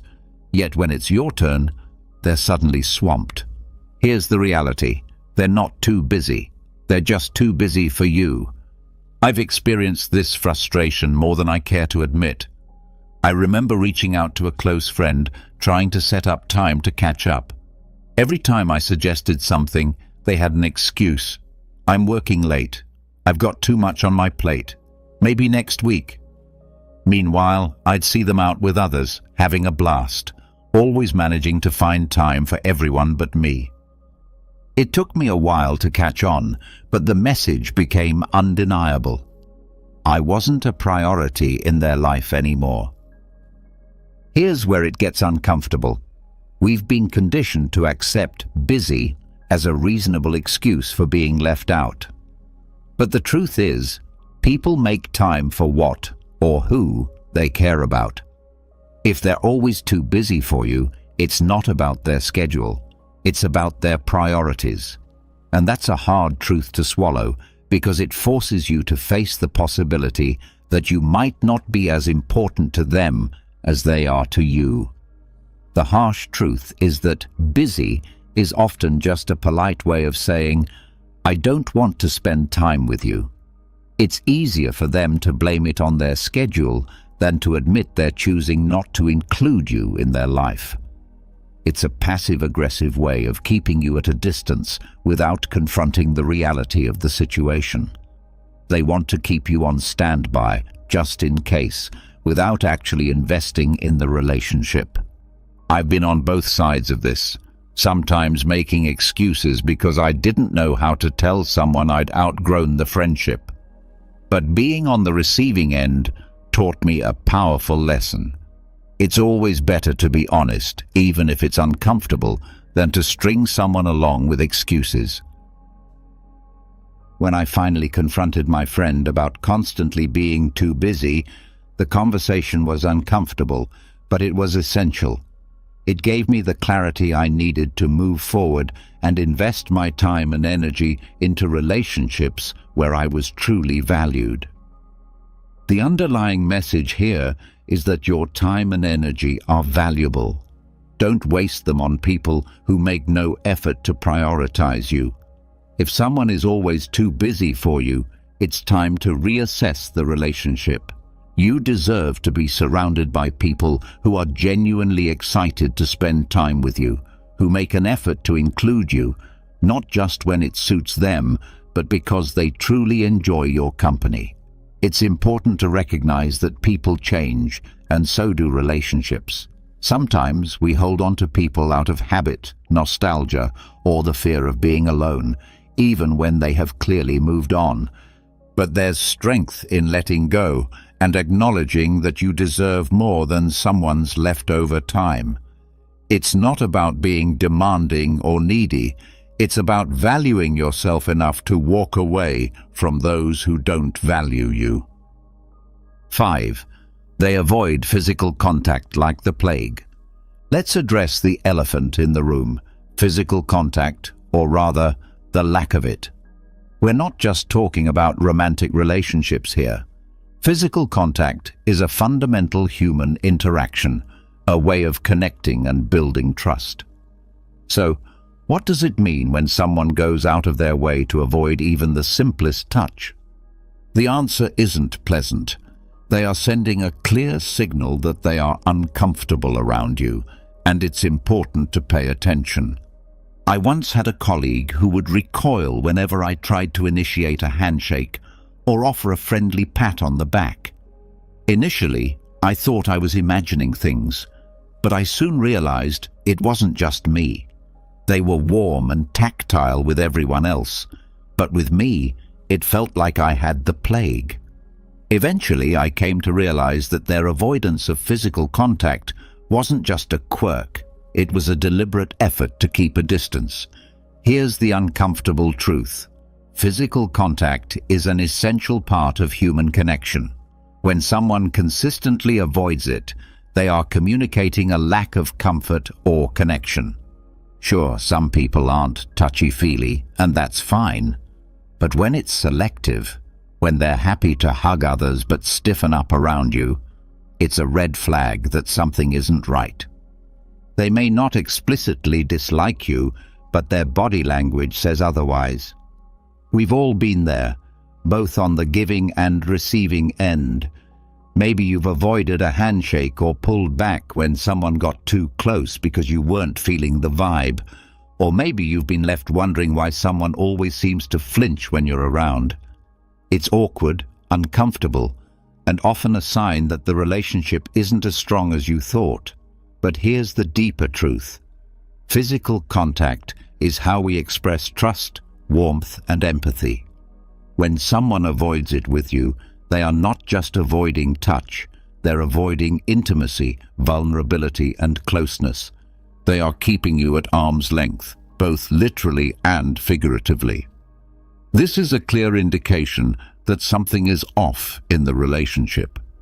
I've learned to pay attention to these subtle signs, even when it's difficult to accept what they mean. There was a time when I dismissed the signs, convincing myself that someone's reluctance to get close was simply a personality trait. However, the more I reflected on it, the more I realized that it was about me and the nature of our relationship. When I finally addressed the issue, it led to some tough conversations, and in some cases, the end of the relationship. But ultimately, it freed me from the frustration of wondering why things felt off. The deep message: don't ignore the signs.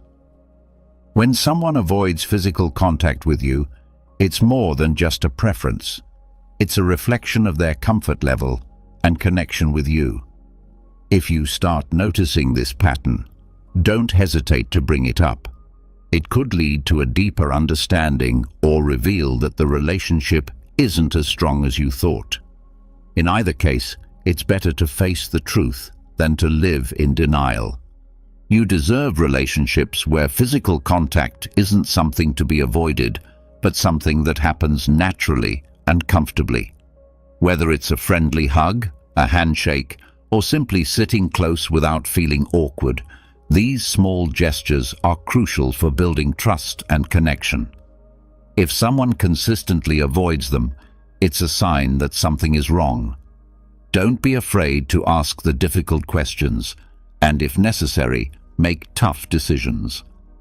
Life is too short to be surrounded by people who keep you at a distance, both literally and figuratively. 6. They disappear when you need support. Let's face it, nothing truly reveals the nature of a relationship like a crisis. When times get tough, you find out who your real friends are. So, what does it say about someone when they disappear just when you need them most? It's not just flakiness. It's a glaring sign that they're not as invested in you as you might have thought.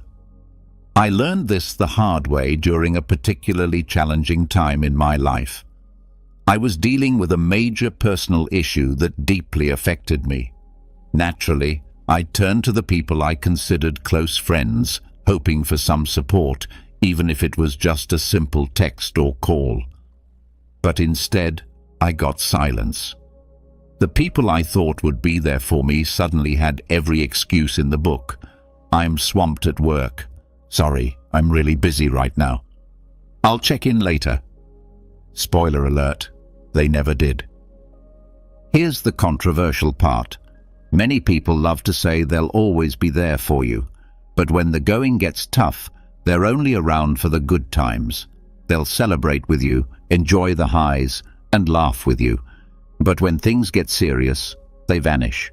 It's easier for them to ghost you than to face your pain or discomfort. The reality is, they don't care enough to be there when it matters. Let's be honest, true support isn't about convenience. It's about being there when it's hard, when it's uncomfortable, and when you'd rather not. The people who disappear when you need them most aren't just inconsiderate. They're showing you exactly where you stand in their life. They're saying, without words, your problems aren't worth my time. I remember feeling completely heartbroken when I realized that the people I had been there for, during their breakups, family struggles, and career setbacks, couldn't be bothered to return the favor. It was a painful wake-up call, but also a valuable lesson. Nothing reveals the true nature of a relationship like a crisis. When things get tough, you find out who your real friends are. So what does it say about someone when they vanish the moment you need them most? It's not just a sign of flakiness, it's a neon warning that they're not as invested in you as you might have thought. I learned this the hard way during a particularly rough patch in my life. I was facing a major personal issue that really shook me to my core. Naturally, I turned to the people I considered close friends, expecting some level of support, even if it was just a text or a quick call. But guess what? Crickets. The people I thought would be there for me suddenly had every excuse in the book. I'm so swamped at work. Sorry, I'm really busy right now. I'll check in with you later. Spoiler alert, they never did. The controversial truth. People love to talk about how they'll always be there for you, but when push comes to shove, many of them are only around for the good times. They'll party with you, laugh with you, and enjoy the high points of your life. But the minute things get real, they're nowhere to be found. It's easier for them to ghost you than to deal with your pain or discomfort. Deep down, they don't care enough to be there when it counts. True support isn't about convenience. It's about being there when it's hard, when it's uncomfortable, and when it's the last thing you want to do. The people who disappear when you need them most aren't just being inconsiderate. They're showing you exactly where you stand in their life. They're saying, without words, your problems aren't worth my time. My wake-up call. I remember feeling absolutely gutted when I realized that the people I'd been there for in the past, during their breakups, family dramas, and career setbacks, couldn't be bothered to return the favor. It was a wake-up call, and not a pleasant one, but it was also a lesson I needed to learn. Not everyone who smiles in your face is truly in your corner. The deep message: support is the foundation of any meaningful relationship. It's easy to be around when everything's going well, but the real test of a relationship is how people respond when things fall apart. If someone disappears the moment you need them, they're not just failing you, they're showing you that they were never really there in the first place. Don't let their absence make you bitter. Let it make you better. Use it as a filter to sift out the people who don't deserve a place in your life. The ones who stick around, check in and show up, even when it's inconvenient, those are the people who truly matter. These are the relationships you should nurture and cherish. Life is too short to invest in fair-weather friends. Surround yourself with people who will stand by you in the storm, not just bask in the sunshine. When you find those rare individuals who stick around when the chips are down, you've found something worth holding on to. And as for those who disappear, let them go. They've already shown you their true colors. 7. They gossip about you behind your back. Gossip is the social poison that spreads faster than wildfire and can burn down relationships in an instant. The thing about gossip is that it's never as innocent as people often make it out to be. When someone you consider a friend talks behind your back, they aren't just sharing a harmless story. They're actively sabotaging your trust, your reputation, and your relationship. Let's be real. When someone gossips about you, it's a clear sign that they don't respect you, no matter how friendly they act in person. I've been the subject of gossip before, and let me tell you, it's one of the most gut-wrenching experiences. There was a time when I confided in someone I thought was a close friend about a personal issue. I trusted them to keep it between us, to unload some of the weight I was carrying. But within days, details of that conversation started circulating, twisted and exaggerated.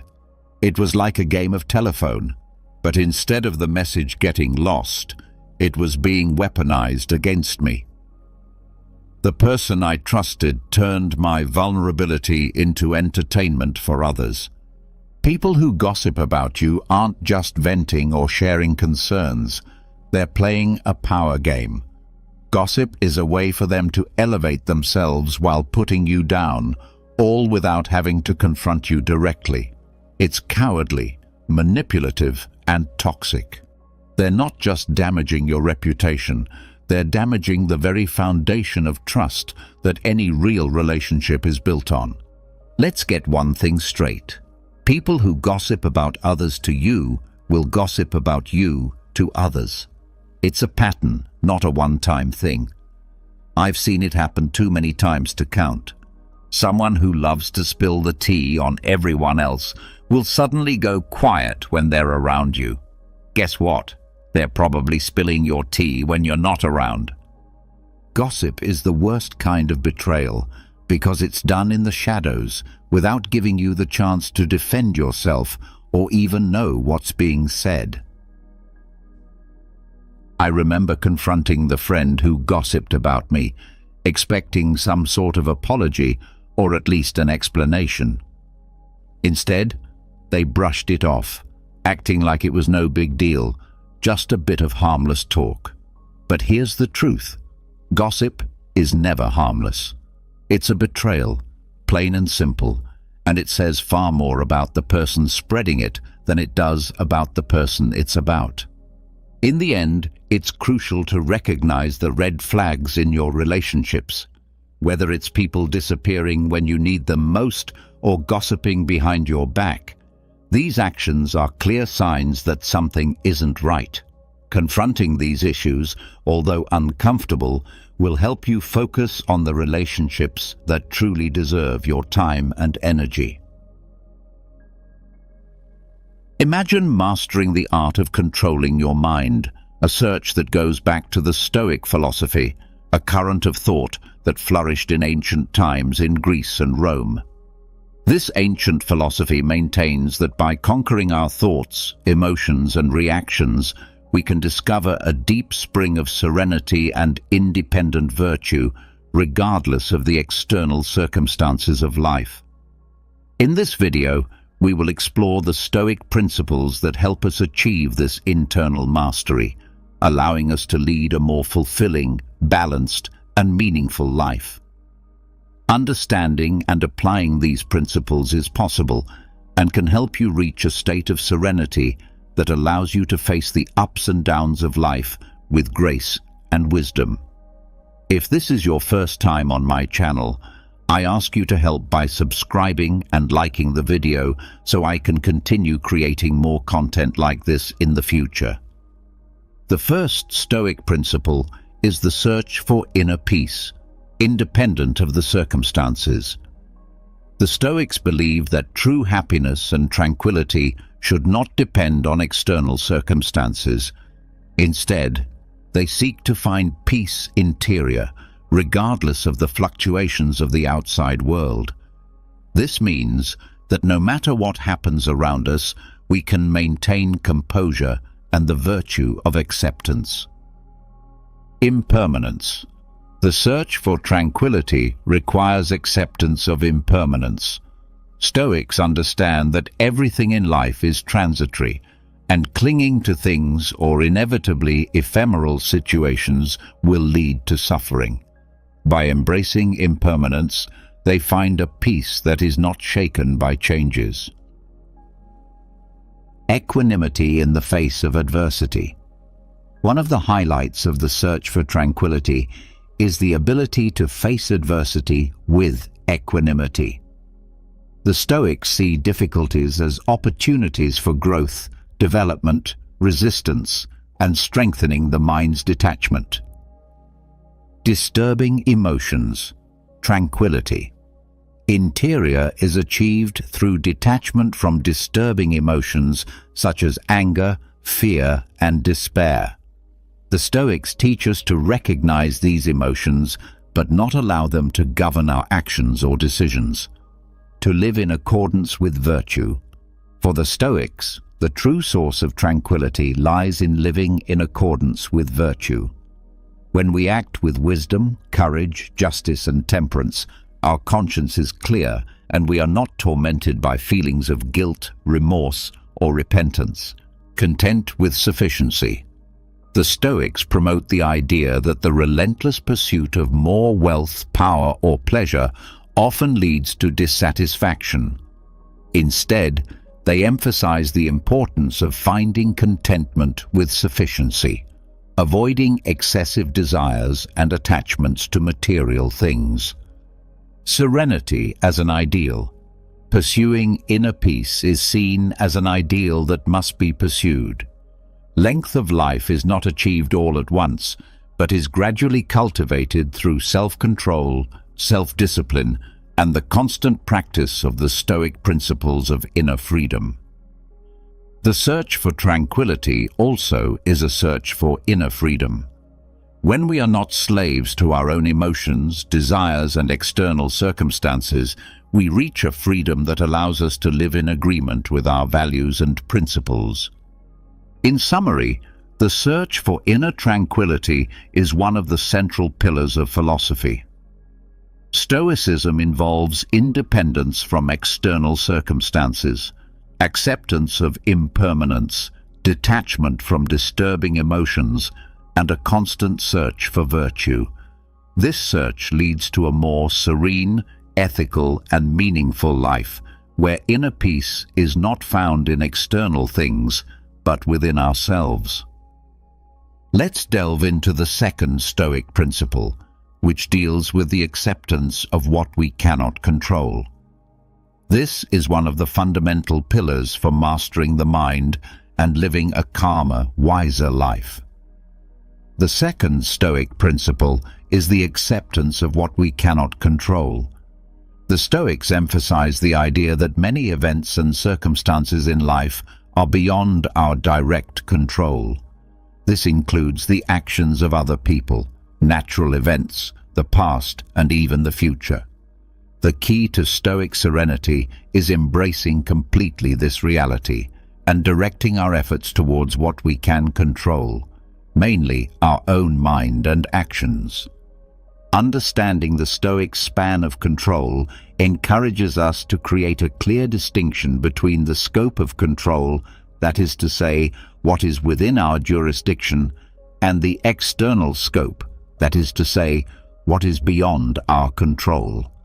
This helps to avoid unnecessary frustrations by recognizing that we cannot change certain things, like the behavior of others or past events. Detachment from unrealistic expectations. We often suffer because of unrealistic expectations. The Stoics advise letting go of excessive expectations and accepting reality as it is. This does not mean that we should be indifferent, but we must maintain our expectations aligned with what is possible and reasonable. Serene confrontation of adversity. By accepting that adversity is part of life, the Stoics develop resilience and courage to face challenges with serenity.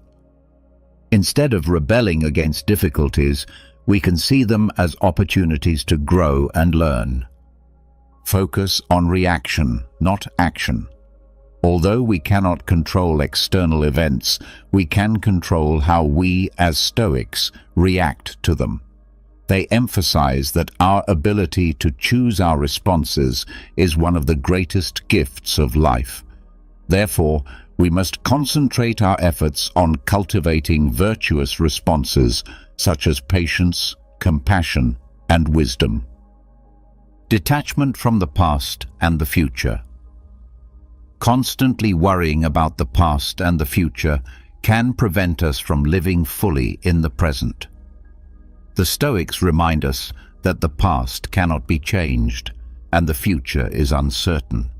It is therefore wise to focus our attention on the here and now, where we can really make a difference.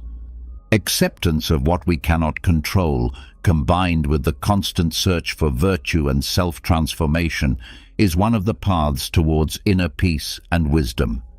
Stoicism enables us to face the uncertainties and challenges of life in a more balanced and resilient way, allowing us to live in accordance with the Stoic principles of a virtuous life.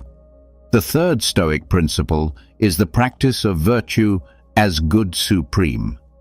The Stoics identified 4 cardinal virtues that serve as pillars for living virtuously. These virtues are wisdom, Sophia, courage, Andrea, justice, dikaiosina, and temperance, Sophrosina. Each one of them plays an important role in the search for the good life. Wisdom, Sophia. Wisdom is the search for knowledge and understanding of the nature of the world and human nature. This implies the search for truth, self-awareness, and the ability to discern what is truly valuable in life. Courage, Andrea. Courage is the virtue that allows us to face fear and act justly, even in the midst of danger or adversity. The Stoics believed that courage was intrinsically linked to wisdom, since it requires discernment to face dangers appropriately. Justice, dikaiosina. Justice involves acting with impartiality, equity, and respect for the rights of others. The Stoics believed that justice was an essential part of the virtuous life and of social harmony. Temperance, Sophrosina. Temperance is the control of desires and appetites, avoiding excess and unbridled indulgence. It also includes the domain over emotions and the ability to maintain serenity in all situations and circumstances. Continuous practice. The search for virtue is a continuous and challenging journey. The Stoics believed that no one is completely virtuous, but everyone can work to improve these virtues throughout their life. Virtue as a source of happiness. The Stoics taught that true happiness lies in the practice of virtue. By living according to these principles, we can find a deep sense of realization and meaning regardless of the circumstances. Virtue as a source of self-sufficiency. The practice of virtue also leads to emotional and spiritual self-sufficiency. This means that we do not depend on external things like wealth, status, or approval to find joy and satisfaction. Self-control and self-transformation. The search for virtue requires self-control and self-transformation. It involves recognizing and learning from our imperfections and mistakes and working constantly to be better human beings in search of a meaningful life. The practice of virtue is significant as a path to a meaningful life. It enables us to make ethical decisions, live in harmony with others, and contribute to the common good. In short, the practice of virtue as the good supreme is at the heart of Stoic philosophy. It guides us in the search for wisdom, courage, justice, and temperance as means to lead a virtuous and meaningful life. Stoic virtue is not just an abstract theory, but a set of principles that can be applied in daily life to live with ethics and serenity, regardless of external circumstances. The fourth Stoic principle is the control of emotions. Mastering emotions is essential to achieving serenity and virtue, according to Stoic teachings. The Stoics recognized that emotions can be powerful and often lead us to act impulsively or irrationally. Therefore, they emphasized the importance of controlling emotions in the following ways. Self-awareness. The first step is to cultivate emotional self-awareness, which involves the ability to identify and understand our emotions as they arise. This includes recognizing when we are experiencing emotions such as anger, fear, sadness, or euphoria. Emotional distance. After recognizing an emotion, the Stoics recommend creating a certain emotional distance. Instead of letting yourself go completely with an emotion, they suggest taking a step back and examining the situation in a more objective way, reasoning about it. The Stoics believe that reason should prevail over emotion. This means using the power of rational thinking to evaluate the validity and usefulness of a specific emotion in a given situation. For example, if we are feeling anger, we should question whether anger is justified and if acting on it is the appropriate choice of response. Virtuous responses. Once we have evaluated an emotion, we must choose a response that is in line with the principles of virtue. For example, instead of reacting impulsively with anger, we can choose to respond calmly and with understanding. This requires self-control and constant practice of transforming negative emotions. The Stoics also teach the transformation of negative emotions into constructive actions. For example, instead of allowing fear to paralyze us, we can use it as motivation to take sensible precautions. Emotional equanimity. The final goal is to achieve emotional equanimity, a state in which emotions do not dominate us. This does not mean eliminating emotions, but controlling them in a way that does not negatively influence our judgment and actions. Acceptance of emotions. It is worth noting that the Stoics do not advocate the complete suppression of emotions, but rather their wise and virtuous management. They recognize that natural emotions, such as grief in the face of a loss or joy for success, are part of the human condition. Mastering emotions is a continuous and challenging process, but it is essential to live a more serene and ethical life. The Stoics believe that by controlling our emotions and choosing virtuous responses, we can live in accordance with principles such as wisdom, justice, and courage, regardless of external circumstances. This allows us to achieve a state of inner peace, which is highly valued in Stoic philosophy. The fifth Stoic principle focuses on living in the present, which is essential to mastering the mind and leading a more meaningful life. This principle encourages concentration on the here and now, avoiding ruminating on the past or having anxiety about the future. Let's go deeper into this concept. It reminds us to follow us on our Stoic Daily TikTok account and on our other social networks like Facebook, Instagram, and Twitter. Fifth principle, Stoic focus on the present with the removal of repentance.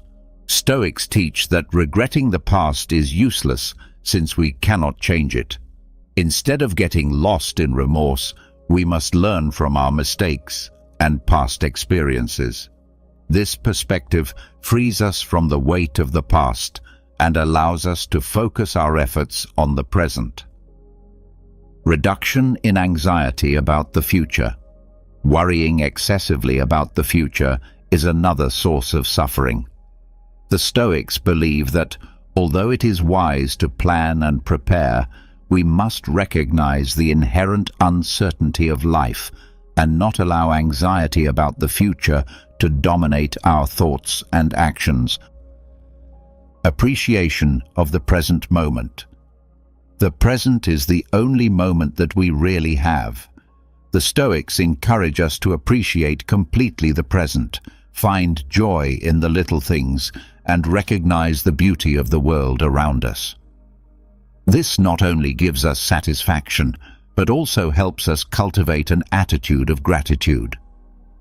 Focus on current tasks. Concentrating on the present also translates to being completely committed to the tasks we are doing. This means avoiding distractions and doing several things at once. Doing so allows us to carry out our activities more effectively and with greater appreciation. Here and now as a source of control. Stoic philosophy emphasizes that the only moment on which we have real control is the present. When directing our attention to the present, we can channel our efforts to make wise decisions and act ethically in the here and now without worrying excessively about what we cannot control in the future. Meditation and mindfulness practices. Practices such as meditation and mindfulness are useful tools to develop a focus on the present. They help train our minds to be more present and conscious, reducing mental agitation and promoting tranquility. Reduction of suffering. By living more in the present, we can experience less suffering caused by worries about the past or the future. This not only improves our quality of life, but also allows us to make more informed and ethical decisions. In summary, the Stoic principle focusing on the present teaches us to value the current moment, accept the impermanence of life, and find control and satisfaction in the now. This does not mean ignoring the past or neglecting planning for the future, but rather living fully and with meaning in the present, the only real moment over which we have control. This contributes to a calm mind and a more significant life. Now, let's go into the sixth Stoic principle. This principle challenges our relationship with the world exterior and sensory experiences, encouraging us to find a state of equanimity with respect to these experiences. Sixth Stoic principle: practice of indifference towards others. Pleasures and pains. The Stoics argue that the frantic search for pleasures and the fear of pain are significant sources of human suffering. To achieve serenity and virtue, it is essential to adopt an attitude of healthy indifference towards these experiences. Prudence in pleasure. Stoics do not advocate total renunciation of pleasures, but rather moderation and prudence. They remind us that the relentless pursuit of pleasure often leads to harmful excesses. while searching for moderation helps us avoid suffering that results from excessive indulgence. Detachment from pain. Similarly, the Stoics encourage us to develop courage and resilience to face pains and adversities in a calm and brave manner. Instead of fearing them, we can see them as opportunities to grow and strengthen our minds. Principle of indifference. Stoic philosophy embraces the principle of indifference towards many things external, which means that things like wealth, social status, or material success are indifferent to our virtue and happiness. This does not mean that we should not enjoy the good things of life, but we should not deposit our happiness exclusively in them, since they are outside our control. Emotional detachment. The Stoics seek to develop a healthy detachment in emotional response to external circumstances. This means that we should not let ourselves be dominated by our emotions in response to gains or losses. Instead, we must cultivate an inner peace that remains constant regardless of external changes. Focus on virtue. According to the Stoics, the true source of contentment and happiness lies in the pursuit and practice of virtue. By prioritizing wisdom, courage, justice, and temperance in our lives, we find a kind of pleasure more lasting and significant than the one offered by the ephemeral pleasures of the senses. Self-control practice. The indifference to pleasures and pain requires a high level of self-control. This implies not being slaves to our desires and not being dominated by fear of pain. When developing this self-discipline, we can make more rational and ethical decisions. In summary, the practice of indifference towards pleasures and pains is an essential part of Stoic philosophy that teaches us to find a healthy balance with sensory experiences and external events. This allows us to avoid excesses that often lead to suffering and find a deeper source of contentment in the search for virtue and self-transformation, helping us live a longer, more balanced and serene life. Now, let's explore the seventh and final Stoic principle: self-knowledge. Self-knowledge is the cornerstone of Stoic philosophy and many other philosophical and spiritual traditions. For the Stoics, understanding oneself is the essential starting point for mastering the mind and therefore life. Seventh Stoic principle: self-knowledge. Constant examination of oneself. Even the Stoics encourage us to engage in honest assessment and continuous self-reflection. This implies observing our own thoughts, emotions, and actions objectively and impartially, like looking in a mental mirror, and recognizing our virtues, defects, and tendencies. Identification of desires and aversions. A fundamental part of this self-assessment is recognizing our desires and aversions.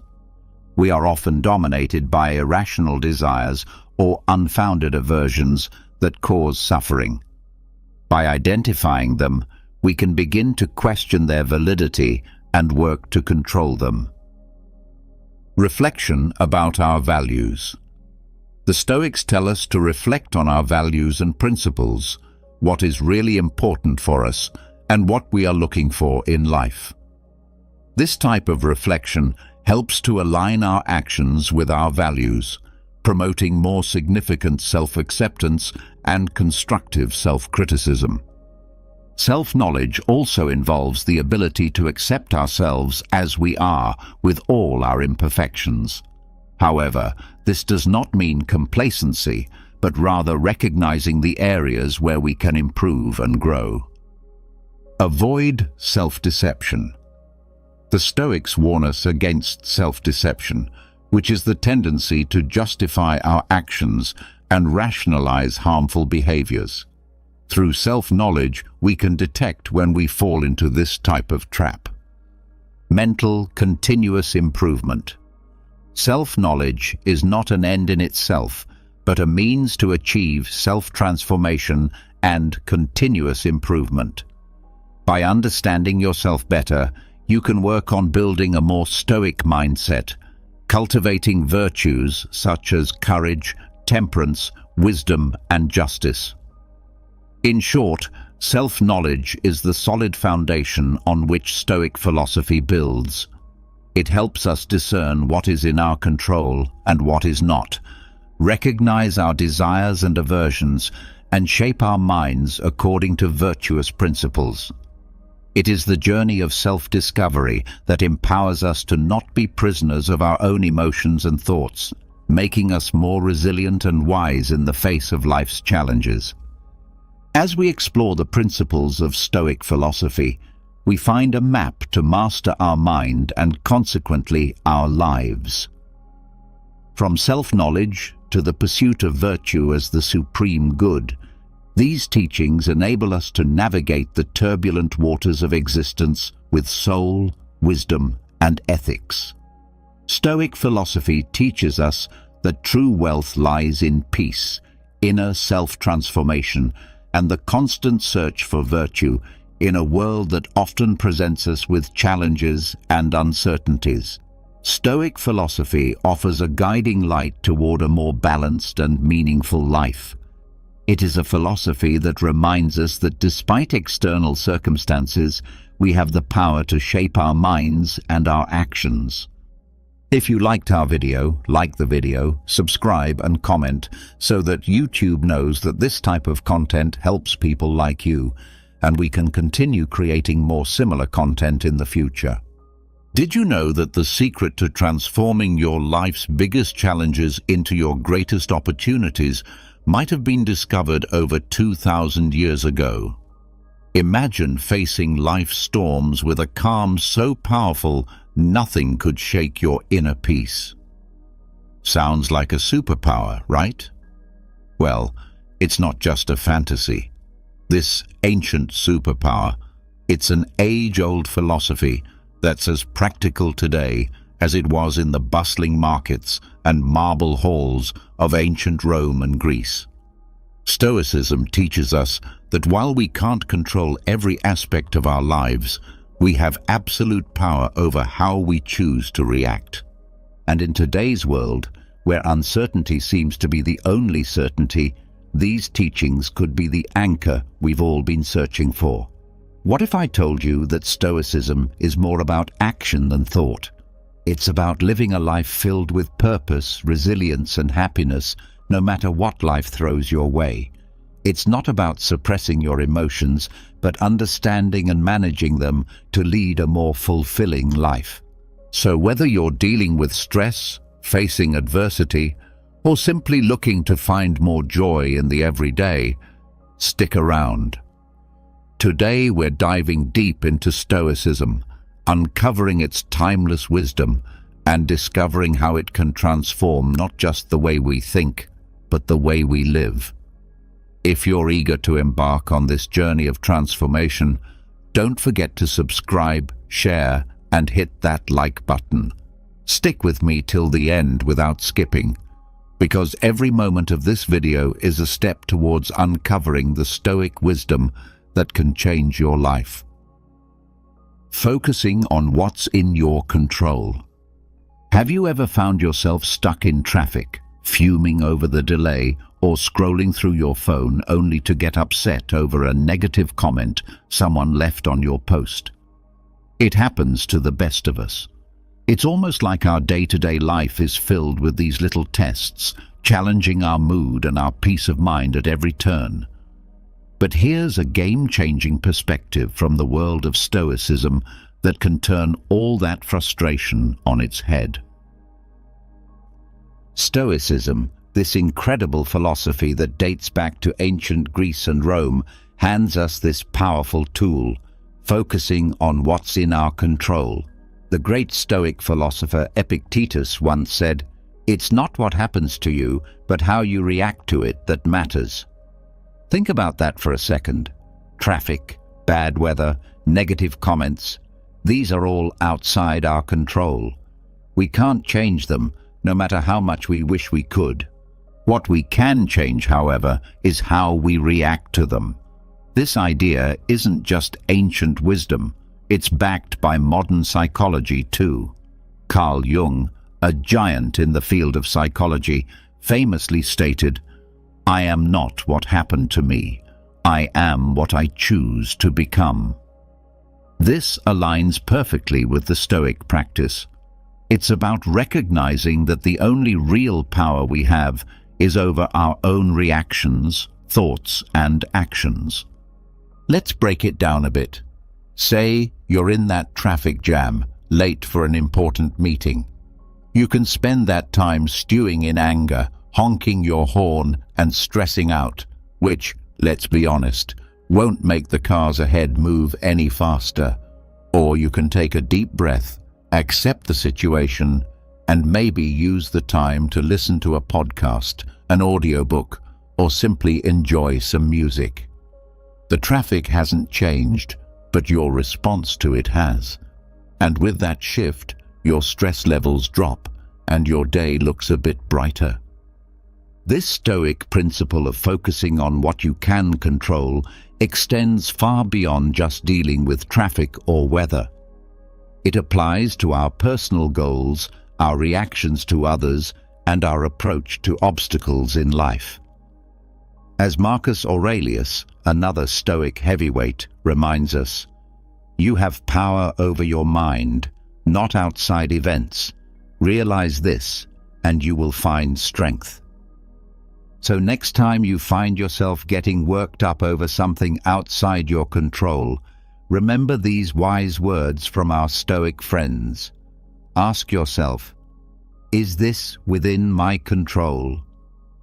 If it's not, let it go.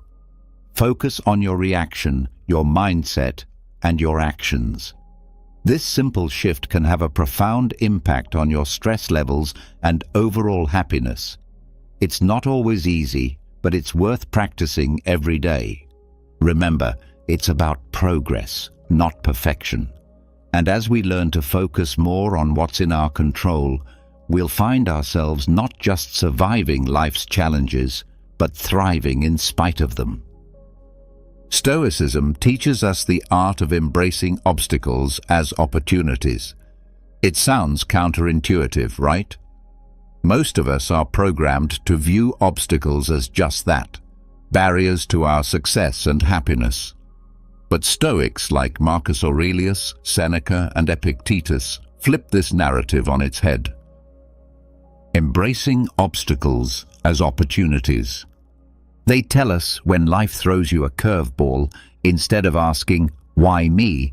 ask, "What can I learn?" This is a game changer. Marcus Aurelius, the Roman emperor and a Stoic philosopher, penned in his personal writings, "The impediment to action advances action. What stands in the way becomes the way." What he means here is that every obstacle, no matter how daunting, not only tests our resilience, but also teaches us valuable lessons. It's about finding the silver lining in tough situations and using it to fuel our growth. This perspective isn't just ancient philosophy. It's backed by modern thinkers too. The famous psychologist Carl Jung said, "What you resist persists." By fighting against obstacles, we give them more power over us, but by accepting and learning from them, we can overcome them. This Stoic mindset is about transforming challenges into stepping stones towards becoming stronger and wiser. Let's make it practical. Say you're facing rejection from job applications. It's easy to fall into a spiral of self-pity and doubt, but what if you viewed each rejection as feedback? Maybe there's a skill you need to improve or a new strategy for your job search. That shift in perspective can turn a series of rejections into a path for professional development. Another example is personal conflicts.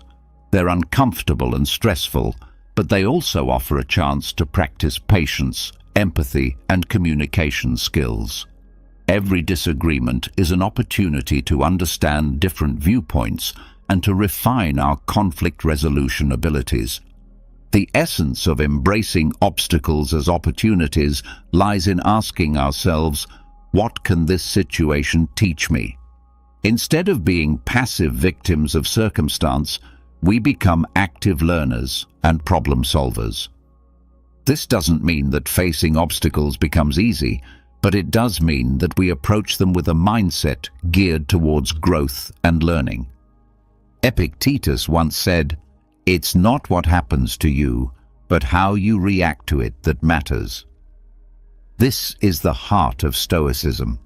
It's about seeing beyond the immediate pain or frustration of an obstacle and finding the lessons and opportunities it presents.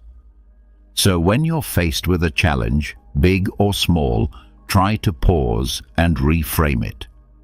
Ask yourself what you can learn from the situation and how it can make you stronger and wiser. Remember, obstacles aren't just hurdles to overcome, they're opportunities to grow. By adopting this Stoic mindset, we can navigate life's ups and downs with more grace, resilience, and wisdom. It's something we hear about all the time, right? Live in the now. But what does that really mean? And why is it so important? Living in the present moment is about fully embracing and experiencing where you are at this very second, not letting your mind wander off to the worries of tomorrow or the regrets of yesterday. It's about realizing that life, with all its beauty, challenges, and surprises, happens in the now. This concept isn't new. It's been a cornerstone of Stoic philosophy, echoed by great minds like Marcus Aurelius, Seneca, and Epictetus. And it's been reiterated by modern psychologists and thinkers. Let's start with the Stoics. Marcus Aurelius once said, "Do not dwell in the past. Do not dream of the future. Living in the present moment. Concentrate the mind on the present moment." He understood that the power of living in the present lies in its ability to ground us, to clear our minds of distractions, and to allow us to appreciate the richness of life as it unfolds. But why is it so hard to stay present? Our minds are often cluttered with thoughts, worries about what's next, or replaying things that have already happened. This constant mental noise pulls us away from the beauty and potential of the here and now. As the famous psychologist Carl Jung put it, "The least of things with a meaning is worth more in life than the greatest of things without it." Living in the present moment gives meaning to the small, everyday experiences, enriching our lives beyond measure. Aristotle talked about the importance of being mindful of the present to achieve eudaimonia, a state of being happy, healthy, and prosperous. He believed that by focusing on the here and now, we could live a virtuous life, making the most of our human experience. So how can we practice living in the present? It starts with mindfulness, the art of paying attention to the present moment without judgment. When you eat, savor each bite. When you walk, notice the feeling of the ground under your feet. Listen actively when someone is speaking to you instead of planning what you're going to say next. These simple acts of mindfulness bring us back to the present, making our lives richer and more meaningful. Seneca offered this wisdom. True happiness is to enjoy the present without anxious dependence upon the future. He understood that anxiety about what's to come or what has been only serves to diminish our happiness in the now. Living in the present isn't about ignoring the future or forgetting the past. It's about finding a balance where we learn from our past and plan for our future without letting those activities consume our present. It's in this balance that we find peace and contentment. Remember, Every moment is an opportunity to reset and refocus on the now. It's in the present that we live, love, and make memories. So let's make a conscious effort to be more present in our lives. Let's cherish the now, for this moment right here is where life truly happens. I know the word self-discipline might bring to mind images of rigid schedules and a life devoid of fun, but let's reshape that picture together. Self-discipline is not about restricting your life. It's about empowering yourself to make choices that align with your deepest values and long-term aspirations. It's choosing what's right for you, not what's easy in the moment. At its core, building self-discipline is about mastery over ourselves. It's about saying yes to things that serve us and no to things that don't, even when it's tough. Think about it. Whether it's sticking to a workout routine, saving money instead of impulse buying, or turning off Netflix to focus on a project, these choices might not deliver instant gratification, but they pave the way for long-term satisfaction and success. Stoic philosophy has a lot to say about self-discipline. Marcus Aurelius, the Roman emperor and Stoic philosopher, once wrote, "You have power over your mind, not outside events. Realize this, and you will find strength." This powerful statement highlights the essence of self-discipline. It's about controlling our impulses, building self-discipline, emotions and actions despite the external temptations and distractions that life throws our way. Seneca offers wisdom on the subject too. He advises us to be steadfast and control our desires rather than being controlled by them. He understood that true freedom comes from within, from our ability to govern ourselves and our appetites. But why is self-discipline so critical? Aristotle, the ancient Greek philosopher, sheds light on this. He believed that we achieve excellence and virtue through habit. By practicing self-discipline, we cultivate habits that lead us toward our best selves. It's not about occasional acts of willpower, but about consistently making choices that reflect our values and goals. Building self-discipline also ties into modern psychological understanding. Carl Jung, a pioneer in psychology, emphasized the importance of integrating all aspects of our personality to live fully. This integration requires self-discipline, as we must navigate the desires of different parts of our psyche, choosing paths that contribute to our overall well-being and growth. So how can we build self-discipline in our daily lives? Start small. Pick one area you want to improve, whether it's your diet, exercise routine, or spending habits. Set clear, achievable goals and take it one day at a time. Remember, every time you make a choice that aligns with your goals, you're building the muscle of self-discipline. Epictetus reminds us, "No great thing is created suddenly." Self-discipline is built through small, consistent actions. It's about progress, not perfection. Every day presents new opportunities to practice self-discipline, to choose actions that move us closer to who we want to be. Building self-discipline is a journey. It's about finding balance between what we want now and what we want most. It's about making choices that might be hard in the moment, but will bring us closer to our goals, happiness, and peace in the long run.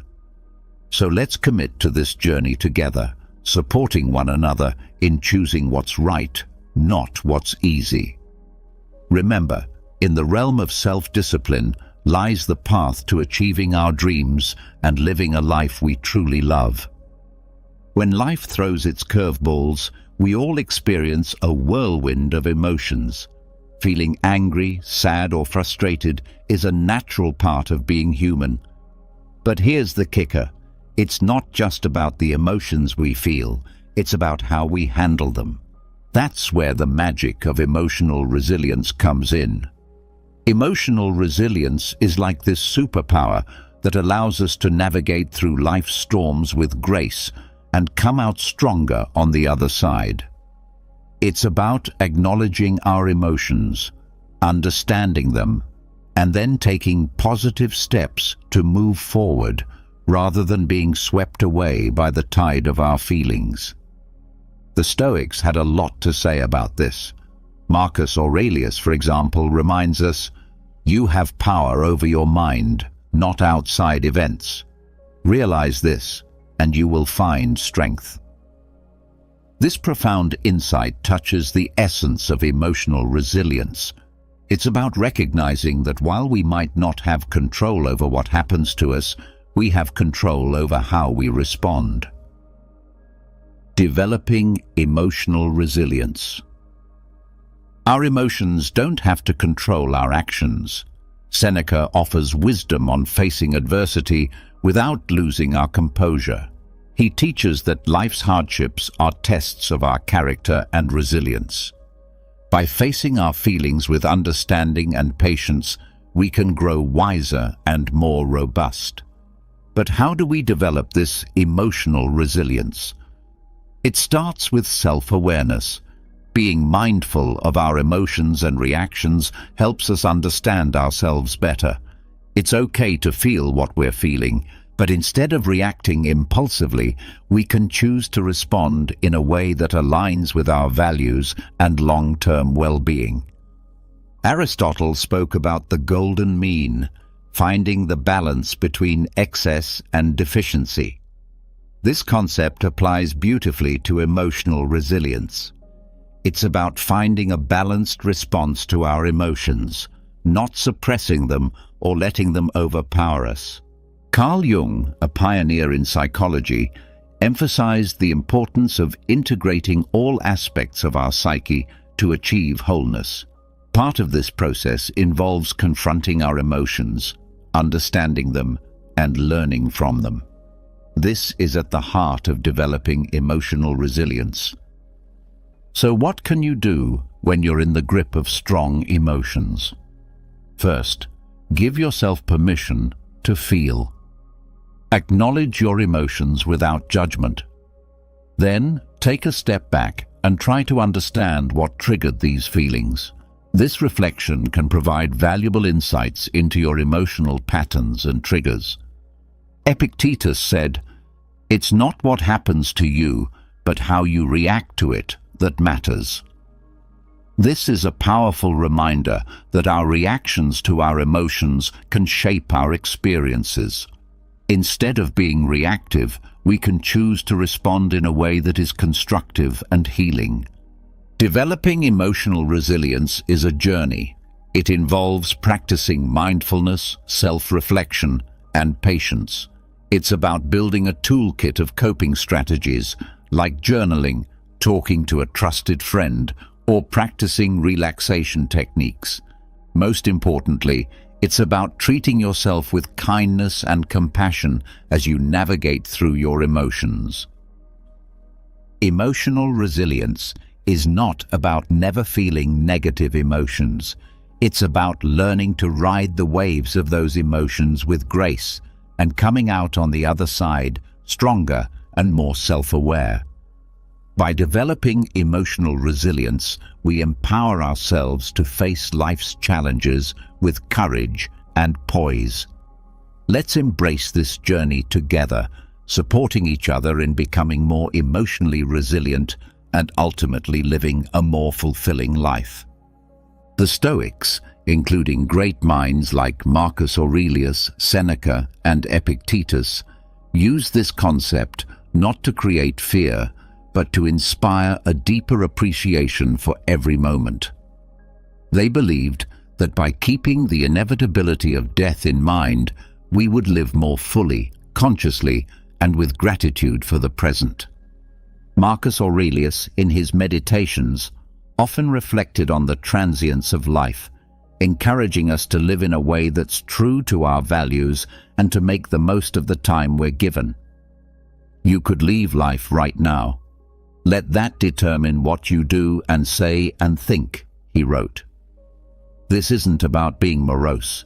It's a call to action, a reminder to focus on what truly matters. Memento mori, remember you will die. To let go of petty concerns and to live with purpose and integrity. Seneca too spoke about the shortness of life, urging us not to waste time on trivialities, but to focus on creating a meaningful existence. He believed that being mindful of death encourages us to live more wisely and to cherish our relationships and experiences. Epictetus emphasized the importance of focusing on the present and making the best use of our time. By remembering that we won't live forever, we're more likely to live ethically and to appreciate the beauty and richness of life. But how can we incorporate memento mori into our own lives without it feeling like a dark cloud over our heads? It starts with shifting our perspective. Instead of seeing the awareness of death as something fearful, we can view it as a powerful motivator to live our lives to the fullest. It's about embracing the present, not postponing our dreams or happiness for some undefined future that's not guaranteed. Think about the things you've been putting off. Maybe it's pursuing a passion, reconnecting with loved ones, or simply taking time to appreciate the small joys of everyday life. Memento mori reminds us not to take our time for granted. It encourages us to live more authentically, to say what we mean, to love openly, and to be present in our lives. This concept also teaches us to appreciate the impermanence of life, which in turn deepens our gratitude for the moments we have. When we remember that our time is limited, we're more likely to cherish our experiences, to live more mindfully, and to express our gratitude for the people and moments that enrich our lives. So let's use memento mori not as a source of fear, but as a catalyst for growth, gratitude, and a deeper appreciation of life. Let it remind us to make choices that align with our deepest values, to cherish our relationships, and to savor the beauty of the present moment. Remembering that we will die one day encourages us to live more fully today. In embracing memento mori, we find a powerful reminder to live not in fear of death, but in celebration of life. Let's make every moment count, not because we're afraid of its end, but because we're in love with life itself. Let's live in a way that when our time does come, we can look back with no regrets, knowing we lived fully, loved deeply, and appreciated the incredible journey that life is. It's fascinating how such a simple concept can have a profound impact on our lives. It's about shifting our focus to what we have rather than dwelling on what we're missing. This practice can be a real game changer, especially on those days that feel like an uphill battle. The Stoics, wise as they were, had a lot to say about gratitude. They believed that happiness doesn't come from having more, but from appreciating what we already have. Marcus Aurelius often wrote about the importance of focusing on the present and finding joy in the simple things. He said, "When you arise in the morning, think of what a precious privilege it is to be alive, to breathe, to think, to enjoy, to love." This is gratitude in its purest form, recognizing the value of life itself and the many gifts it offers us each day. Practicing gratitude. Seneca talked about how our desires can lead us astray, always chasing after more and never finding true satisfaction. He suggested that by focusing on what we have and understanding that the best things in life are already within our grasp, we can find real contentment. Epictetus, known for his practical approach to Stoic philosophy, encouraged his followers to appreciate their current circumstances, whatever they might be.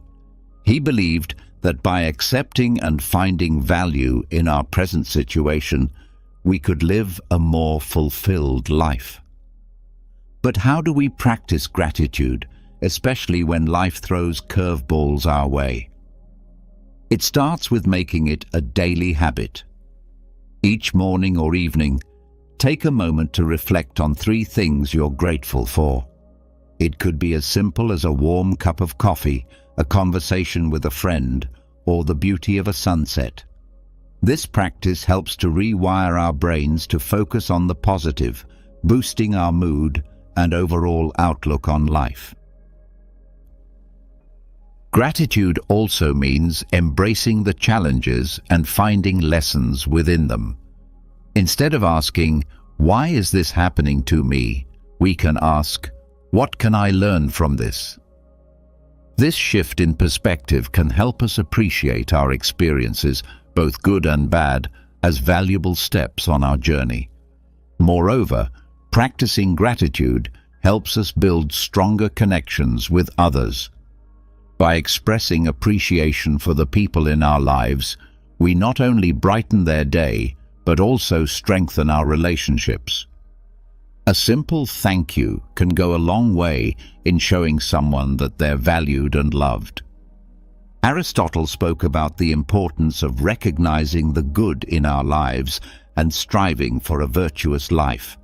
He believed that gratitude was a key part of achieving eudaimonia, or true happiness, as it allows us to appreciate the goodness around us and within ourselves. Even modern psychology supports the benefits of gratitude. Studies have shown that people who practice gratitude regularly experience less anxiety, sleep better, and have a more positive outlook on life. It's like Carl Jung said, the word happiness would lose its meaning if it were not balanced by sadness. By acknowledging and being grateful for the full spectrum of our experiences, we find a deeper, more authentic form of happiness. So let's make gratitude a cornerstone of our daily lives. Let's celebrate the small victories, cherish the moments of connection, and find joy in the simple pleasures. By focusing on what we have, not what we're missing, we can cultivate a sense of abundance and happiness that shines from within. Remember, it's not happiness that brings us gratitude. It's gratitude that brings us happiness. Let's fill our glasses half full, raise them high, and toast to the beauty of gratitude in our lives. Cheers to finding the silver lining, even on the cloudiest of days. The Stoics had a profound understanding of personal excellence. They believed that excellence, or virtue, is the sole good, and that everything we do should aim towards living a virtuous life. Marcus Aurelius, for instance, is a prime example of someone who strived for personal excellence. He once said, "Waste no more time arguing about what a good man should be. Be one." This simple yet powerful statement encapsulates the essence of personal excellence. It's about embodying the values we admire and striving to live by them every day. Focusing on personal excellence. Seneca emphasized the importance of self-improvement and learning. He advocated for a life lived in accordance with nature and reason, suggesting that true excellence comes from within and is reflected in our actions and choices. Epictetus highlighted the role of personal responsibility in achieving excellence. He taught that our reactions, our emotions, and our will are within our control, and mastering them is key to living a life of virtue. But what does focusing on personal excellence look like in our day-to-day lives? It starts with setting personal standards based on our values and aspirations, not societal expectations or the achievements of others. It's about knowing who we are, understanding our strengths and weaknesses, and taking consistent steps towards improvement. Personal excellence is also about resilience. It's about how we respond to setbacks and failures, not just our successes. Like Aristotle said, excellence is never an accident. It is always the result of high intention, sincere effort, and intelligent execution. It represents the wise choice of many alternatives. Choice, not chance, determines your destiny. This means embracing challenges as opportunities to learn and grow, rather than seeing them as obstacles. Moreover, focusing on personal excellence involves cultivating a growth mindset, a concept championed by modern psychology. It's the belief that our abilities and intelligence can be developed through dedication and hard work. This mindset encourages us to embrace challenges, persist in the face of setbacks, and see effort as a path to mastery. Personal excellence also means living authentically. It's about being true to ourselves and our values, even when it's not easy. It's about making choices that reflect who we are and who we want to be, and taking pride in our journey, including the struggles and the triumphs. Practicing gratitude, as we discussed earlier, ties into personal excellence too. By appreciating what we have and where we are on our journey, we foster a positive outlook that supports our growth and well-being. So let's commit to focusing on personal excellence. Let's set our own standards, embrace our unique paths, and take pride in our progress. Remember, it's not about being perfect. It's about being proud of who we are and how we live. It's about celebrating our efforts, learning from our experiences, and always striving to be the best versions of ourselves. Together, let's make personal excellence not just a goal, but a way of life. In a world saturated with social media, where likes, follows, and comments often dictate our self-worth, it's easy to fall into the trap of valuing ourselves through the lens of others' opinions. But here's a liberating truth. Your worth isn't based on external validation. It's about being true to yourself, embracing your authenticity, and living in alignment with your values. The Stoics, those ancient philosophers we keep turning to for timeless wisdom, had a lot to say about this. They taught that our inner peace and freedom come from focusing on what's within our control, our actions, our thoughts, our integrity, not the fluctuating opinions of others, not caring what others think. Marcus Aurelius wisely stated, "I have often wondered how it is that every man loves himself more than all the rest of men, but yet sets less value on his own opinion of himself than on the opinions of others." This striking observation highlights the paradox many of us live with, valuing others' judgments over our own self-assessment. Seneca echoed this sentiment by emphasizing the importance of living a life true to oneself, not one shaped by the expectations or approval of others. He believed that true contentment comes from within, from living a life that's congruent with our principles and values. Epictetus taught that worrying about others' opinions is outside our control and therefore not worth our energy. He encouraged focusing instead on our own actions and on living virtuously, as that's where our true power lies. So how can we start caring less about what others think and more about being true to ourselves? First, it's about understanding that you are the author of your life story. You have the power to define your worth, not society, not your social media followers, nor the people around you. It's about grounding your self-esteem in who you are, the values you stand for, the kindness you spread, and the effort you put into being your best self.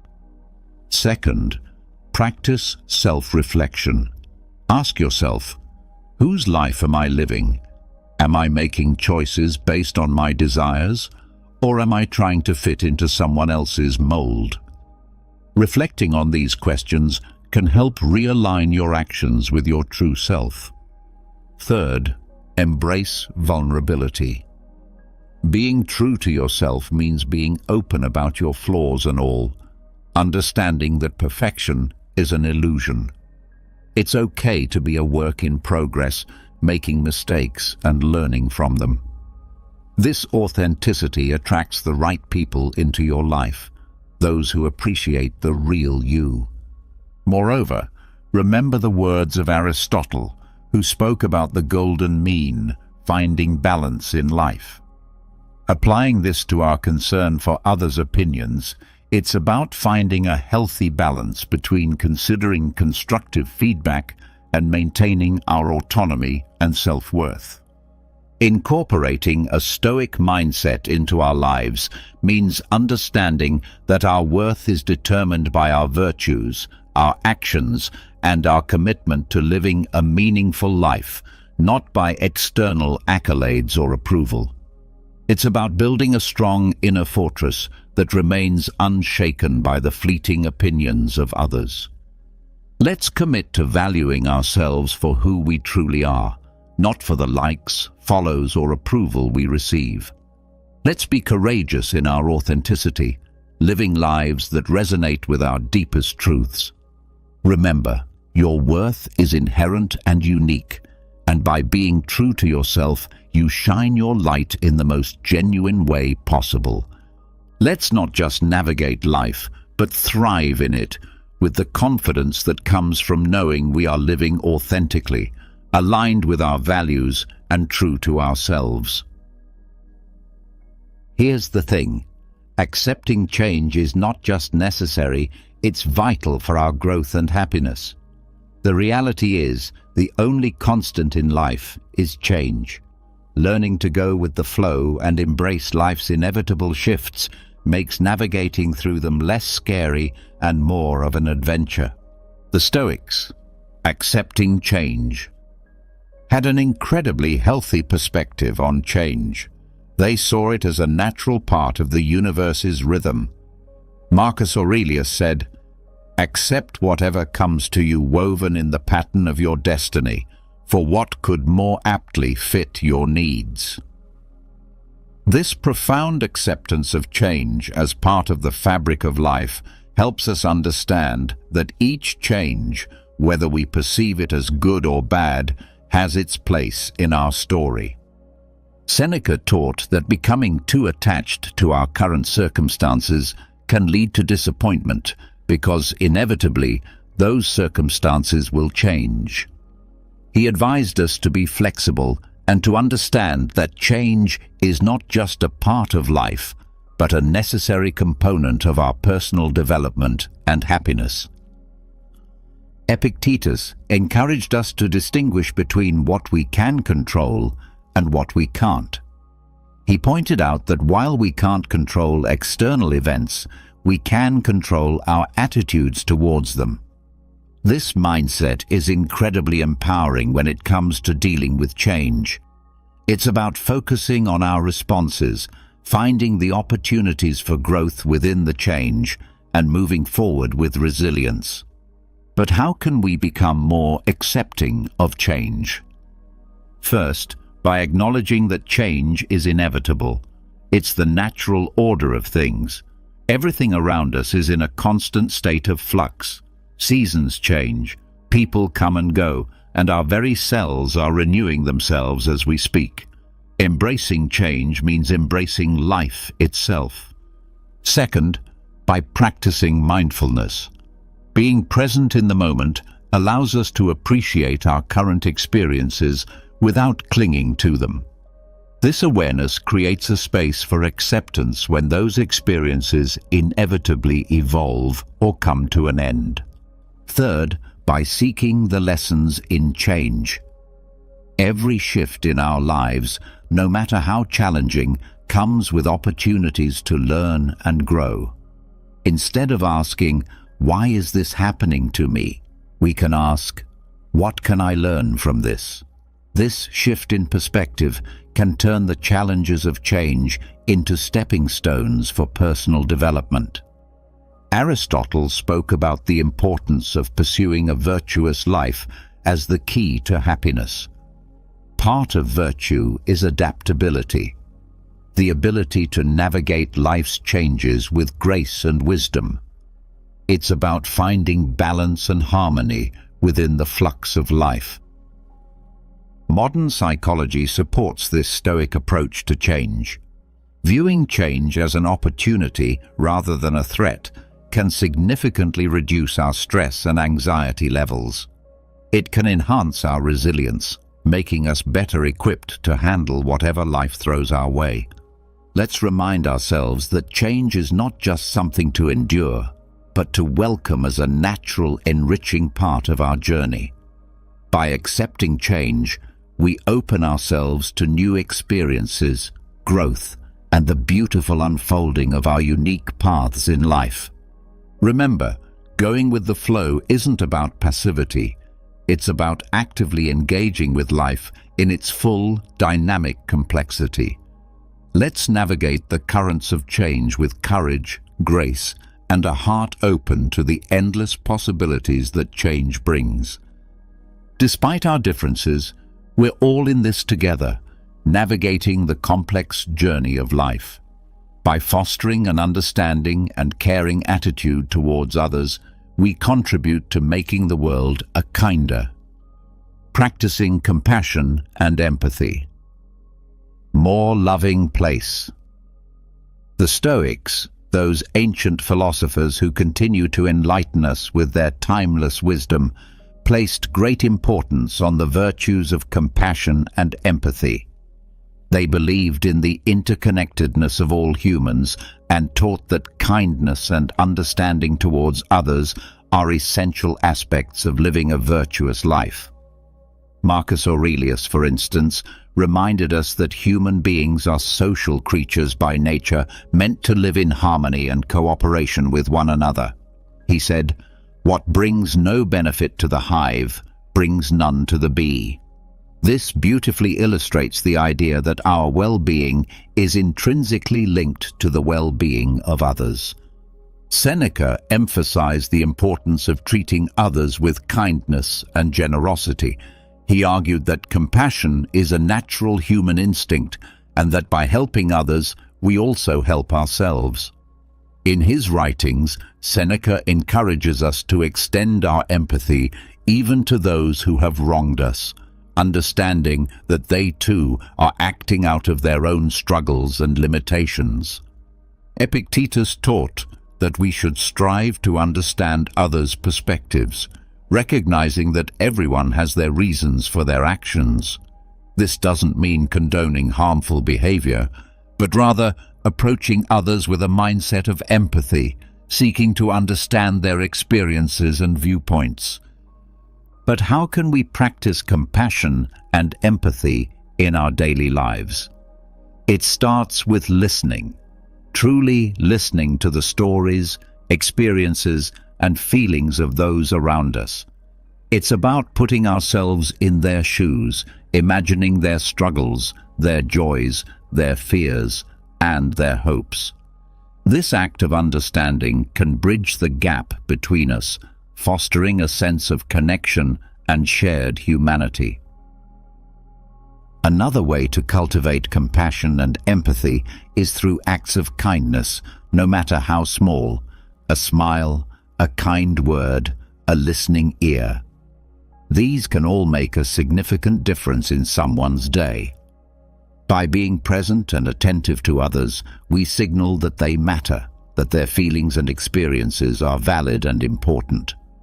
Practicing compassion and empathy also means being there for others in times of need, offering support and understanding without judgment. It's about recognizing the value and dignity of every person, regardless of our differences. The ancient philosopher Aristotle spoke about the importance of friendship and the role of empathy in building strong, meaningful relationships. He believed that true friends not only share in each other's joys, but also in their sorrows, supporting each other with empathy and understanding. Modern psychology supports the Stoic emphasis on compassion and empathy, showing that these virtues not only enhance our relationships but also our own emotional well-being. By caring for others, we foster a sense of belonging, purpose, and happiness in our own lives. Let's remind ourselves that behind every face is a story, behind every action is a reason, and that by understanding and caring for each other, we make the world a kinder, gentler place. In doing so, we not only enrich the lives of those around us, but also find deeper fulfillment and joy in our own lives. Together, let's spread kindness like confetti, creating ripples of compassion that transform the world, one act of empathy at a time. Reflecting and reviewing regularly. This is about taking a pause, a real, meaningful pause, to look back on our actions, our thoughts, and the paths we've tread. It's about growth, introspection, and aligning our lives with our deepest values. In a world that's always rushing forward, this practice is our anchor, ensuring we're not just being swept away, but are sailing in the direction that's true to us. The Stoics, with their profound insights into human nature, placed immense value on the practice of reflection. Marcus Aurelius, in his personal writings, which we now treasure as meditations, offered a model of this practice. He didn't just rule an empire. He took the time to examine his life, his decisions, and his moral compass. Through writing, he saw this reflection as essential to living a life of virtue and purpose. The happiness of your life depends upon the quality of your thoughts, he wrote, reminding us that our internal dialogue shapes our external reality. Seneca recommended regular self-assessment as a way to foster self-improvement and wisdom. He likened life to a play, suggesting that we periodically review our roles and performances. Are we acting in harmony with the character we wish to embody? Are our actions reflective of the script we value, the script of our lives? Epictetus encouraged his students to end each day with a review of their actions and attitudes. This wasn't about self-criticism, but about self-awareness and growth. He urged us to ask ourselves, what did I do well? What did I do wrong? What duties left undone? Through such questions, we can steer our lives more consciously, making adjustments that bring us closer to our ideals. But how do we incorporate this Stoic practice of reflection and review into our modern lives? First, by making it a habit. Dedicate a few minutes each day, perhaps before bedtime, to reflect on your day. What were your victories? Where did you face challenges, and how did you respond? This practice can start as a mental exercise, but writing it down can enhance its benefits, giving you a tangible record of your journey. Second, use reflection as a tool for gratitude. In reviewing your day, also take note of the moments, no matter how small, that brought you joy or gratitude. This balances our natural tendency to focus on the negative, cultivating a more positive outlook on life. Third, approach this practice with kindness. Reflection is not about berating yourself for mistakes, but about recognizing them as opportunities for learning and growth. Be as understanding and supportive to yourself as you would be to a dear friend. Aristotle spoke about the importance of living a reflective life. He believed that true wisdom comes from understanding ourselves, our actions, and our place in the world. This reflection is the essence of living an examined life, one that's in accordance with virtue and excellence. In modern psychology, the benefits of regular reflection are well documented, showing improvements in mental health, clarity of purpose, and personal growth. Reflecting on our experiences helps us process emotions, learn from our actions, and make more informed decisions moving forward. Let's commit to this practice of reflecting and reviewing regularly.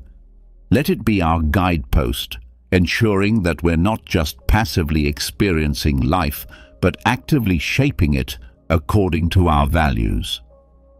By taking the time to look back, we gain the insight needed to move forward more aligned, more aware, and more in tune with the essence of who we are and who we aspire to be. Let's cherish this journey of introspection, for it is in knowing ourselves that we find the path to true fulfillment and joy. Each of these lessons from Stoicism isn't just ancient wisdom. They're life hacks that can help us deal with stress, make better decisions, and find peace in chaos. Remember, it's not the challenges along the way that define us, but the strength we find in facing them, the wisdom we gather, and the compassion we share. Each step, each reflection, each act of kindness is a brushstroke in the masterpiece that is your life. So let's not just exist, let's live vibrantly, purposefully, authentically. As we part ways today, I encourage you not to let the inspiration end here. On the screen, you'll find a playlist that's a treasure trove of wisdom, stories, and strategies to help you navigate life's twists and turns with grace and resilience. Click on it, dive deeper, and continue to sculpt the most authentic version of yourself. Together, let's keep growing, keep reflecting, and keep embracing the beautiful complexity of life. Thank you for sharing this time with me. Until we meet again, remember to live not just for the applause, but for the cause of being your most genuine self. Take care and see you on the next step of our journey. In the hustle and bustle of everyday life, it's easy to feel overwhelmed, like we're drowning in stress and uncertainty. But there's a way to stay calm in the midst of the storm. It's a path to inner peace that has endured through the ages. Imagine this. No matter what life throws at you, work demands, personal struggles, unexpected setbacks, you remain steady, calm, and composed. This isn't just a fantasy, it's the core of Stoicism, a philosophy that teaches us how to manage our emotions and reactions to live a more meaningful life. In this video, we're going deep into the heart of Stoicism, exploring 10 timeless principles that can completely reshape the way you handle life's challenges. These aren't vague ideas, they're practical, everyday tools for building emotional strength and resilience. If you're dealing with a tough relationship, drowning in responsibilities, or just searching for greater meaning, Stoic wisdom offers powerful insights and real strategies to help you rise above. So stay with me as we walk through these life-changing Stoic teachings. From finding your life's purpose to gaining control over your emotions, each principle will move you closer to a life where your peace of mind is no longer at the mercy of outside circumstances. By the end of this video, you'll have practical knowledge and tools to help you stay calm and confident, no matter what life brings. Let's begin this journey together and uncover how ancient Stoic wisdom can lead you to lasting inner peace and real happiness. And hey, if you're enjoying this content and want to support the channel, do me a small favor. Hit that subscribe button and don't skip a second of the video. Now, picture sailing across a vast ocean without knowing where you're going. You drift aimlessly, tossed around by every wave and gust of wind. That's what life feels like without a clear purpose, directionless and at the mercy of the world around you. Epictetus stressed how vital it is to have a solid sense of purpose. He said, "Difficulties show a person's character, and the greater the difficulty, the more glory in overcoming it. This isn't just theory, it's a call to action. Having a firm purpose is like having a compass. It helps you steer through life's rough seas. But this purpose doesn't just appear, you shape it through honest reflection on what truly matters to you. It's more than career goals or accomplishments. It's about the values and principles you want to build your life around. So ask yourself, what do I truly believe in? What kind of person do I want to become? Answering these questions is the first step to discovering your true purpose. Once you've identified it, that purpose becomes your anchor in the storm. Life's challenges won't disappear, but they'll become easier to face. What once felt like massive obstacles now becomes part of the path you're walking. Think about it this way. When your goals and values are crystal clear, the world doesn't feel as overwhelming. Huge problems become manageable steps towards something meaningful. That's the kind of inner strength Stoicism helps you build. A firm purpose isn't something you stumble upon. It comes from deep, honest reflection. You have to go beyond surface-level wants and fleeting desires and look into what really drives you. That might mean rethinking your life path, breaking old habits, or seeing things from a new perspective. It's a journey of self-discovery, constantly aligning yourself with what matters most.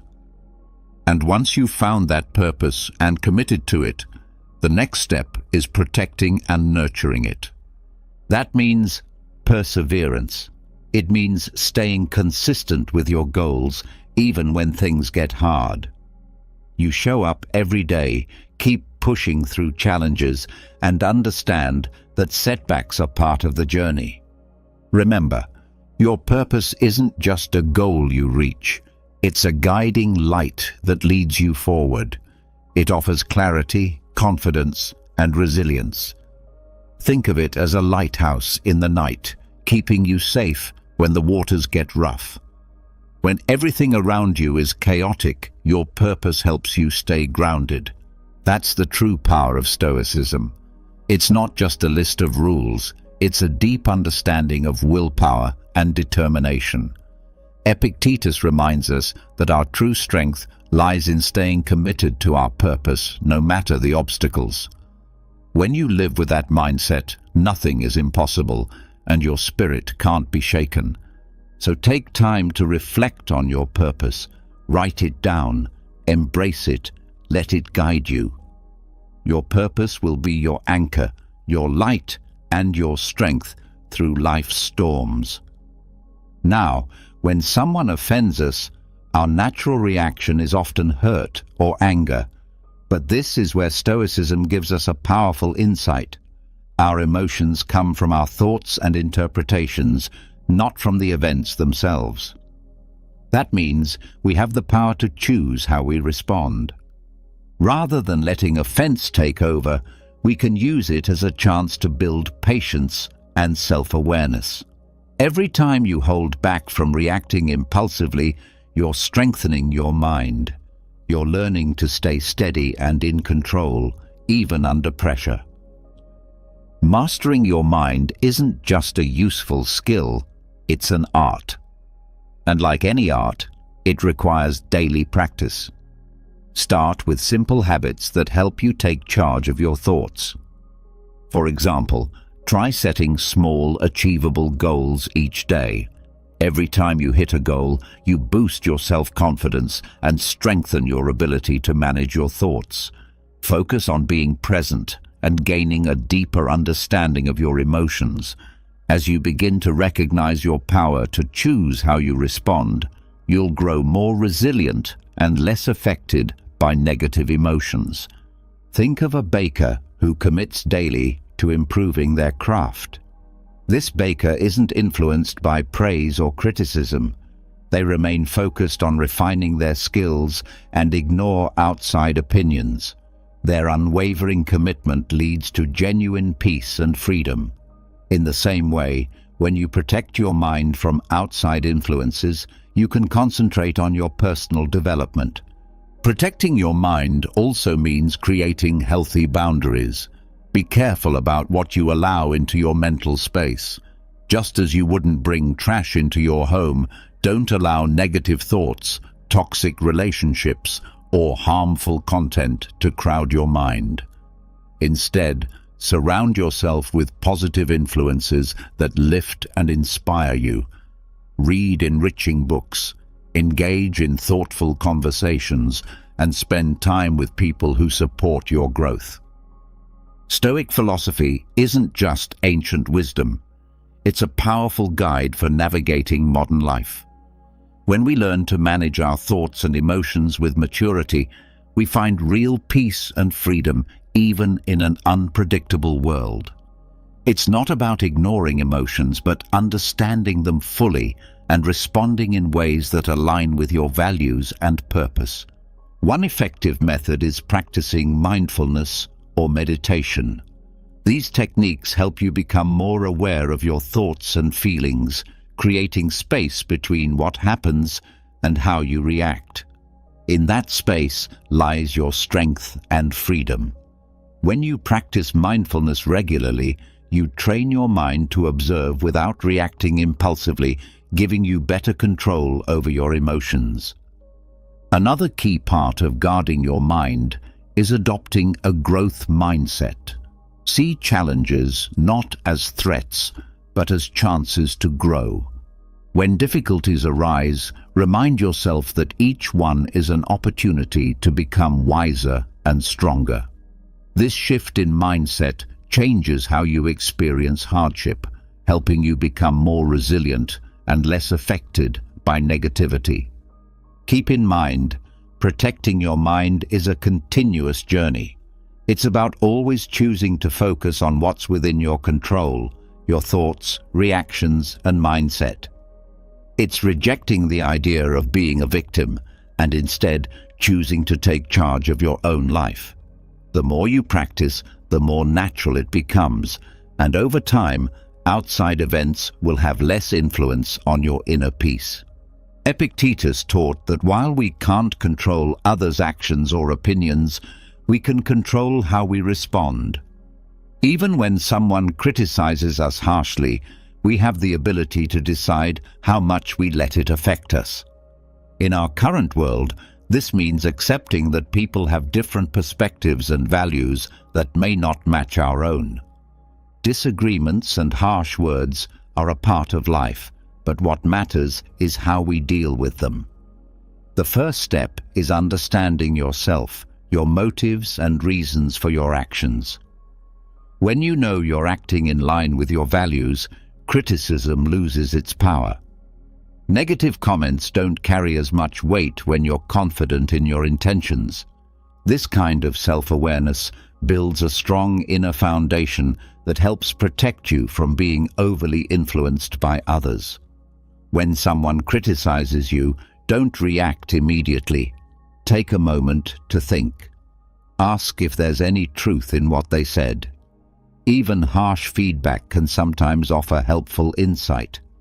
That doesn't mean you have to accept all criticism, but being open to it shows maturity and a desire to grow. Stoicism also teaches us to be patient and gentle. Patience helps us stay calm instead of reacting impulsively, and gentleness keeps our relationships healthy, even when we're criticized or disagreed with. Think about saints and wise individuals who remained kind and patient in the face of insults and hardships, staying true to their path. Following their example, we too can preserve our peace by practicing patience and kindness. Developing a thick skin is another important skill. This doesn't mean becoming insensitive or ignoring all feedback.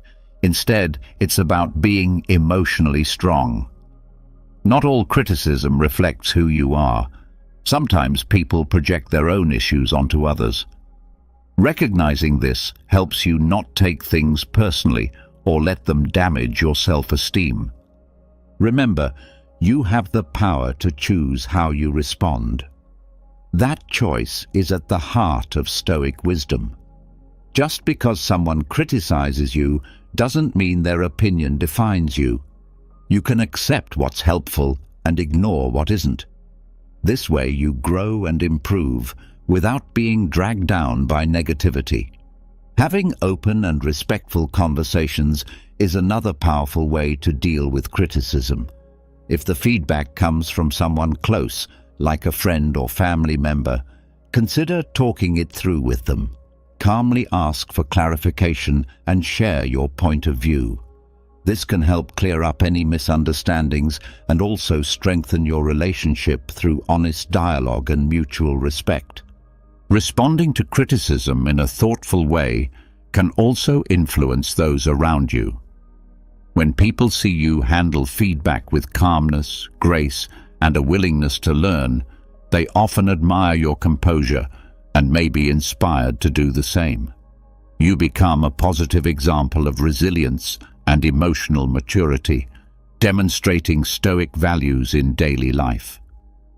Epictetus taught that it's not events themselves that disturb us, but how we think about them. So when someone offends you, it's not necessarily their words or actions that cause pain, it's your interpretation and emotional reaction. The real power lies in your hands. You get to decide how much an offense will affect you. This insight is freeing because it shifts the focus from things outside your control to your own thoughts and responses. Transforming offense doesn't mean you deny your emotions. It's completely normal to feel hurt or angry. Stoicism encourages you to acknowledge those feelings without letting them dominate your actions. It's about creating a mental pause between what happens and how you respond. In that pause is where your true power lies, your ability to choose a reaction that aligns with your principles and long-term goals. A useful way to shift your perspective is through cognitive reframing. When you feel offended, try viewing the situation differently. Rather than dwelling on what upset you, ask what you can learn from it. That doesn't mean agreeing with the person who offended you, but it gives you a chance to find wisdom in the experience and grow. For example, if someone questions your life choices, instead of taking offense, reflect on whether there's any useful insight or reaffirm your values with greater clarity. Stoic teachings also highlight the importance of empathy. If someone offends you, try to consider their situation. What might they be dealing with that led them to act that way? This empathetic outlook helps you respond with understanding rather than anger. It's not about excusing poor behavior, but recognizing that everyone faces personal battles. Another effective approach is practicing forgiveness. Holding on to resentment only hurts you. It's like drinking poison and expecting the other person to suffer. When you choose to forgive, you let go of that emotional burden. Forgiveness doesn't mean justifying the offense. It's about freeing yourself so you can move forward with clarity and peace. According to Stoicism, real strength comes from facing and rising above life's challenges, not avoiding them. Every offense is an opportunity to grow stronger emotionally. Just like muscles develop through resistance, your character builds through adversity. The more you practice turning offenses into learning moments, the more natural it becomes, and eventually, external negativity will have less impact on your peace of mind. Keep in mind that transforming offense is an ongoing process. It's not about being perfect, but about being intentional and committed to growing over time. Each time you choose a constructive response, you strengthen the habit and make it easier to stay composed in the future. Epictetus also made a profound point. We are the ones who assign meaning to events, which in turn creates emotions like fear, and shame.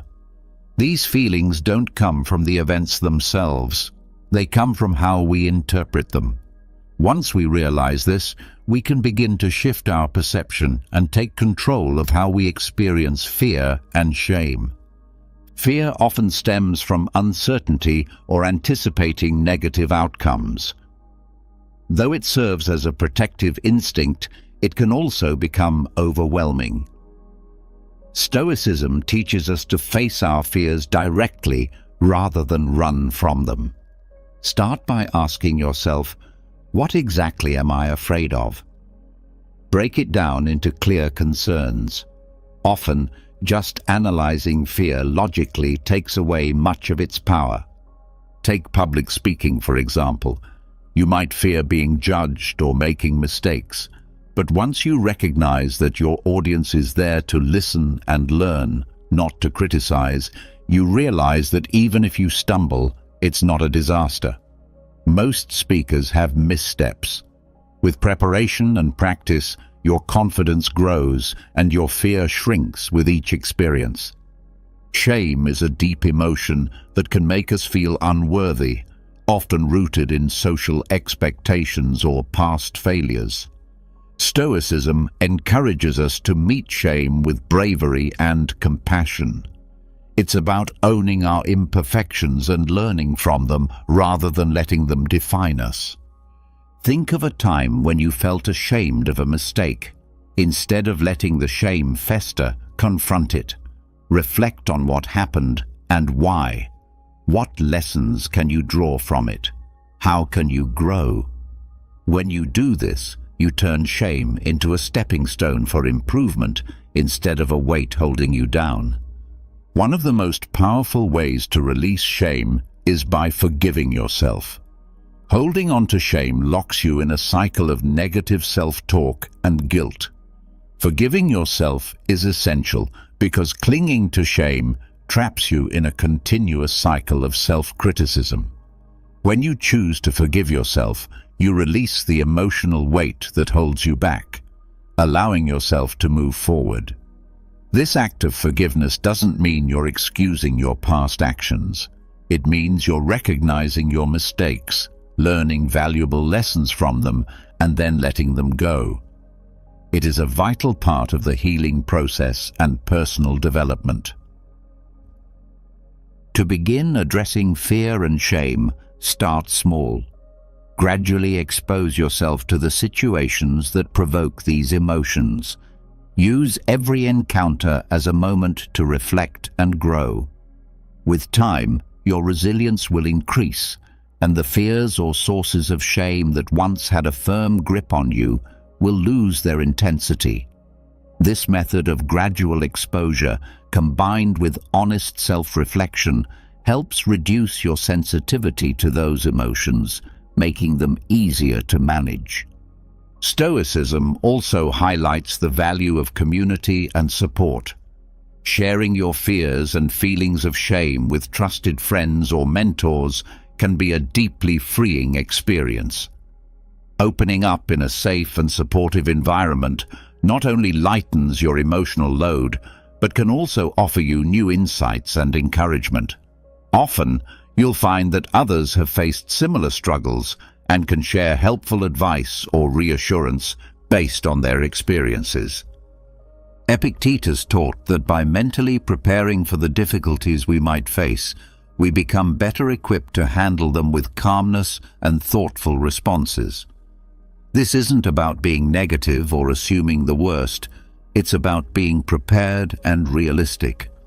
When you anticipate that challenges may arise, you're less likely to be caught off guard. Instead, you're already mentally prepared with strategies to manage your reactions and address the situation. One practical approach to this preparation is a Stoic exercise called premeditatio malorum, or the premeditation of evils. This technique involves taking time to imagine possible problems that could occur and considering how you would handle them. For instance, before an important meeting, you might think about things that could go wrong, like technical issues, difficult questions, or feelings of nervousness. By visualizing these scenarios in advance, you can plan your responses and reduce the impact of being surprised. This practice is not about dwelling on negativity, but about developing mental strength. When you've already rehearsed how you might respond to difficulties, you're less likely to be shaken when they actually happen. You become more flexible and capable of staying composed, a key trait in Stoic thought. Preparing for obstacles also involves being open to change. Life rarely unfolds exactly the way we plan, and rigid expectations often lead to disappointment and stress. If you anticipate that things might go differently than expected, you can adapt more easily. This kind of mental flexibility is crucial for handling life's uncertainties with grace and effectiveness. Maintaining a balanced mindset is another essential part of anticipating challenges. While it's helpful to consider what might go wrong, it's equally important to recognize your strengths and the resources you have. Reflect on the skills, knowledge, and support systems available to you that can help you deal with difficulties. This balanced view keeps you grounded and prepared without falling into excessive worry or negativity. By learning to expect difficulties, you naturally develop patience and persistence. When you understand that challenges are a normal part of life, you adopt a mindset focused on long-term endurance rather than short-term results. You become more patient with the process and more capable of weathering setbacks. This commitment to perseverance and inner resolve is a key part of Stoic philosophy, which values strength of character over immediate success. Regular self-reflection can further enhance your ability to anticipate obstacles. Spend time thinking about your past experiences. What kinds of difficulties did you encounter, and how did you deal with them? What strategies worked for you, and where could you improve?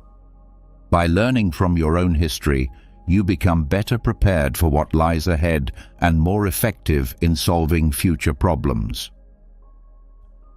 Integrating mindfulness into your routine can also sharpen your awareness and response to challenges. Mindfulness helps you stay present and attentive, allowing you to spot potential problems early and respond with intention. It improves your emotional regulation, helping you stay composed and centered even under pressure or stress. Epictetus expressed a powerful truth. It's not what happens to us, but how we respond that truly matters. This simple yet profound idea captures the heart of inner strength. Our real power doesn't come from controlling the outside world. It comes from mastering our internal responses. When we face adversity, whether it's tough criticism from someone close or an unexpected difficulty, we always have the power to choose our response. That choice reflects who we are and influences the direction of our lives. Building inner strength begins with self-awareness and intentional effort. It starts with noticing your emotions and choosing not to let them control you. This doesn't mean you ignore or bury your feelings. It means you observe them, understand where they come from, and respond thoughtfully. When you become more aware of what triggers your emotional reactions, you gain better control over how you behave. That awareness is the foundation for lasting strength. Another central idea in Stoicism is the importance of knowing what you can and cannot control. This distinction is essential for maintaining peace of mind. You cannot control what others say or do, but you can always control your attitude and behavior. By focusing on the things within your control, you conserve energy and reduce unnecessary stress. This shift in mindset is incredibly empowering and helps keep you grounded even when the world around you is uncertain. Forgiveness is also a key part of cultivating inner strength. Holding on to resentment and past grievances drains your emotional energy, and clouds your judgment. In line with Stoic wisdom, just as we aim to master our reactions, we are encouraged to let go of bitterness. Forgiveness doesn't mean approving of harmful behavior. It means choosing to release its emotional grip on us. When we forgive, we free ourselves from the weight of negative emotions and open the door to healing and personal growth. Building inner strength also requires developing resilience. Life comes with its share of highs and lows, and setbacks are a natural part of the journey. The key is to see these setbacks not as defeats, but as opportunities to grow stronger in character. Every difficulty you encounter is a chance to build resilience and perseverance. Over time, this consistent practice reinforces your inner strength, making you more adaptable and less reactive to the ups and downs of life. Stoicism reminds us that strength isn't only found within ourselves, it also comes from our connections with others and, for many, from faith. Surround yourself with supportive, like-minded people who uplift and encourage you. Engage in meaningful conversations that stretch your thinking and broaden your perspective. If you have a spiritual practice, lean into it for guidance and strength. These external sources of support can deepen your sense of inner stability and give you a stronger sense of belonging and purpose. Gratitude is another powerful tool for cultivating inner strength. It shifts your focus from what's missing in your life to what you already have, helping you maintain a positive outlook even during tough times. There is always something to be grateful for. By making a habit of recognizing and appreciating these blessings, you build emotional resilience and keep a healthier, more balanced perspective. True inner strength also involves embracing vulnerability. Owning your fears and insecurities doesn't make you weak, it makes you human. When you confront your vulnerabilities with courage and kindness, you begin to turn them into strengths. This process of self-acceptance plays a crucial role in developing authentic confidence and resilience, allowing you to live more honestly and boldly. This doesn't mean you ignore or suppress your emotions. Rather, it's about acknowledging your feelings while not letting them dictate your actions. It's about creating a pause, a moment between stimulus and response, where you can choose your reaction with intention.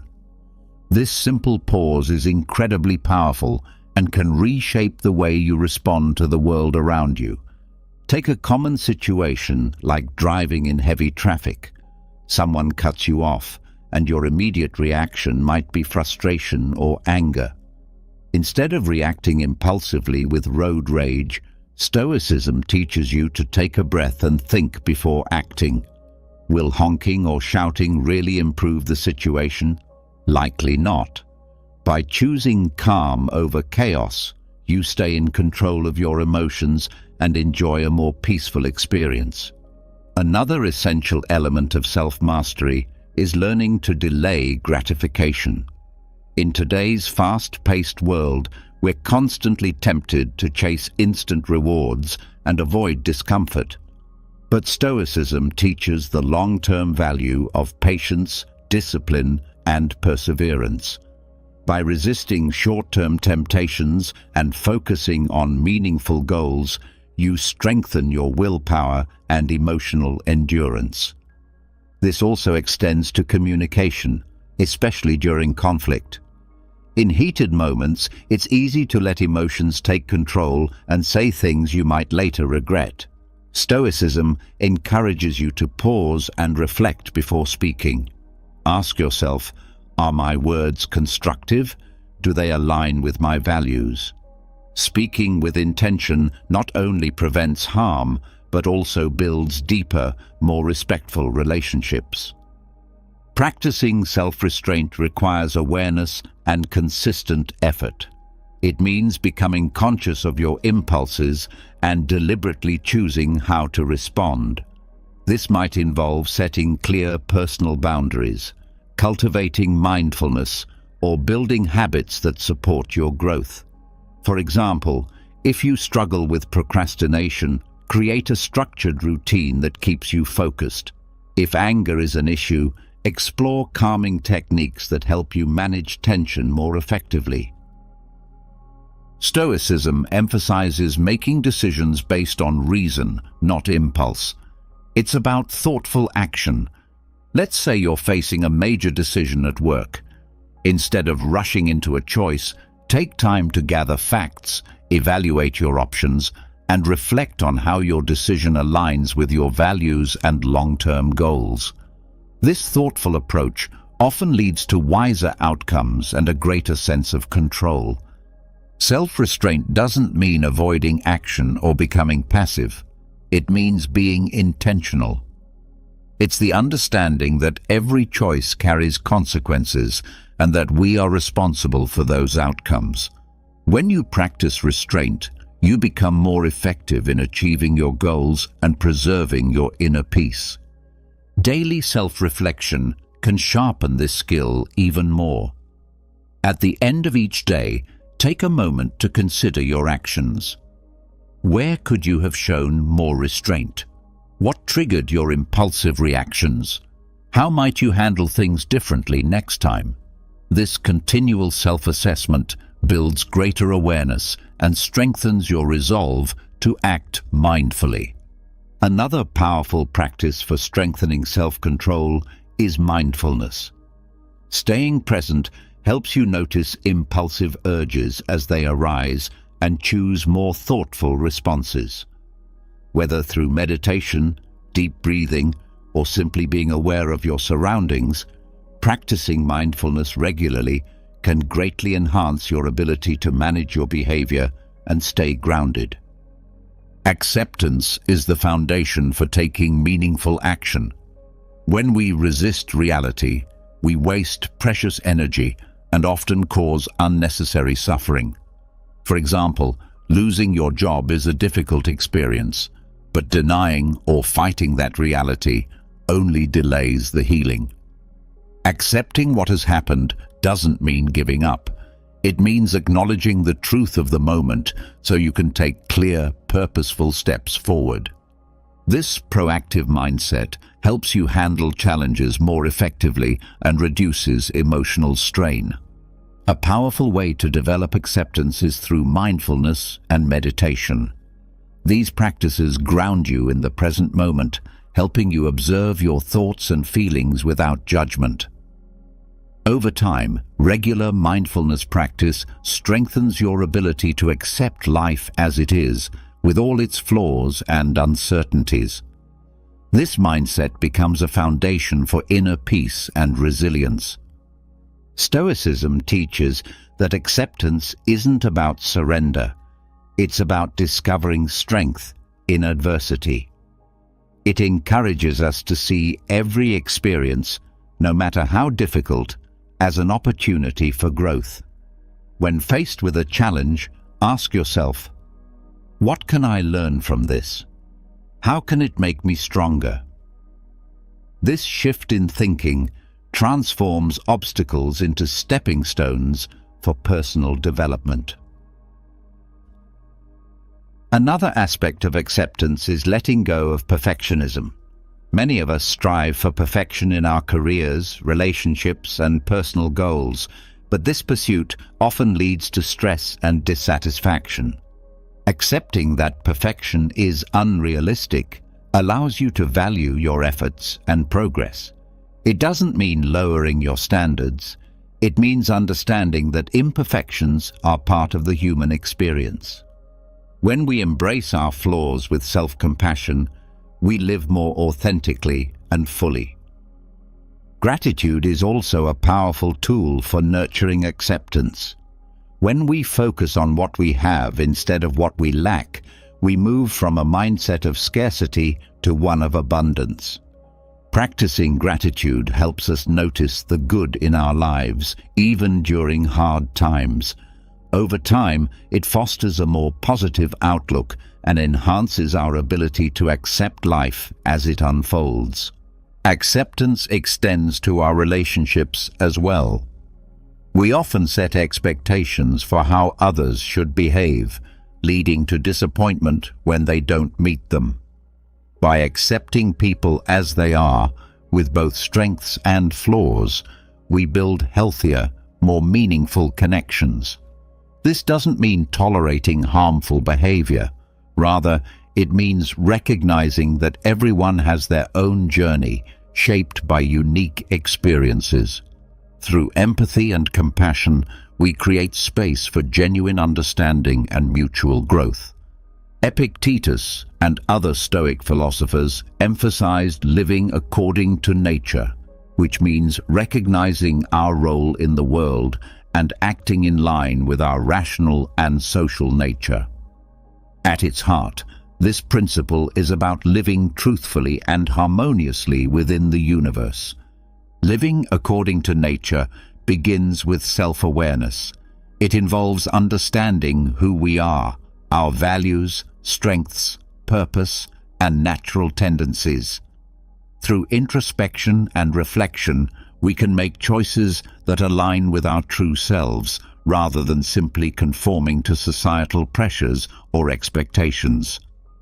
This way of life also includes accepting the natural cycles we all go through: growth, stability, decline, and renewal.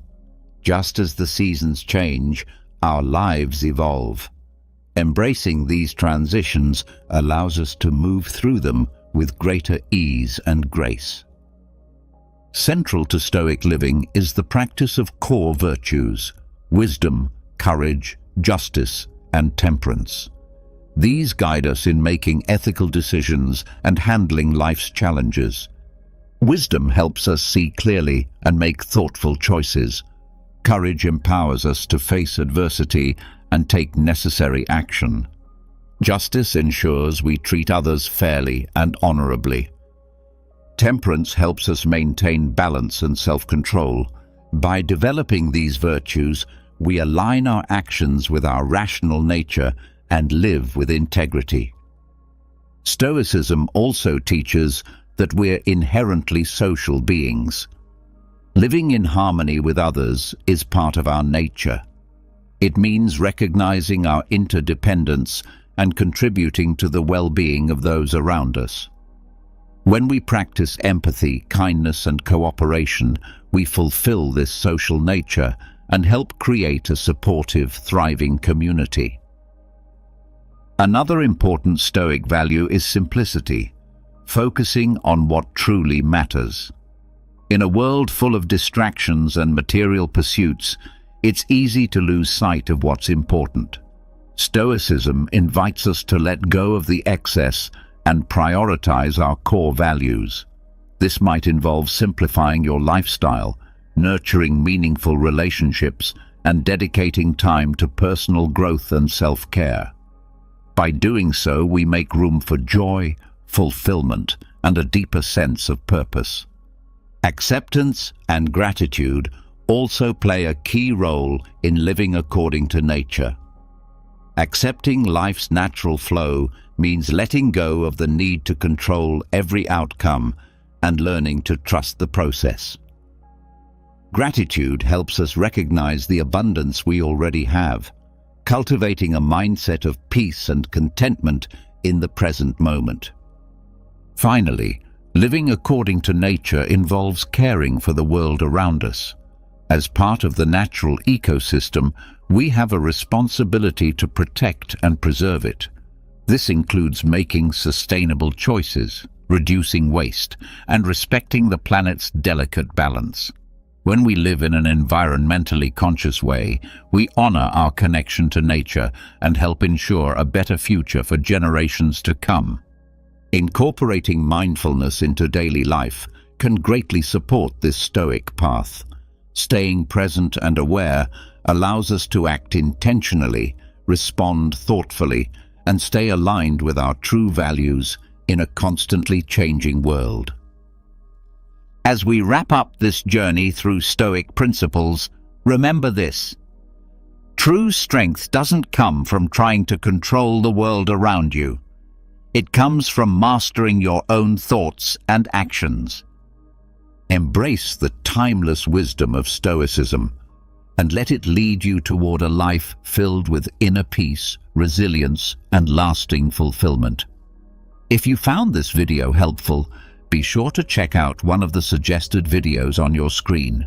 Stay strong, stay grounded, and keep walking the path toward wisdom and well-being.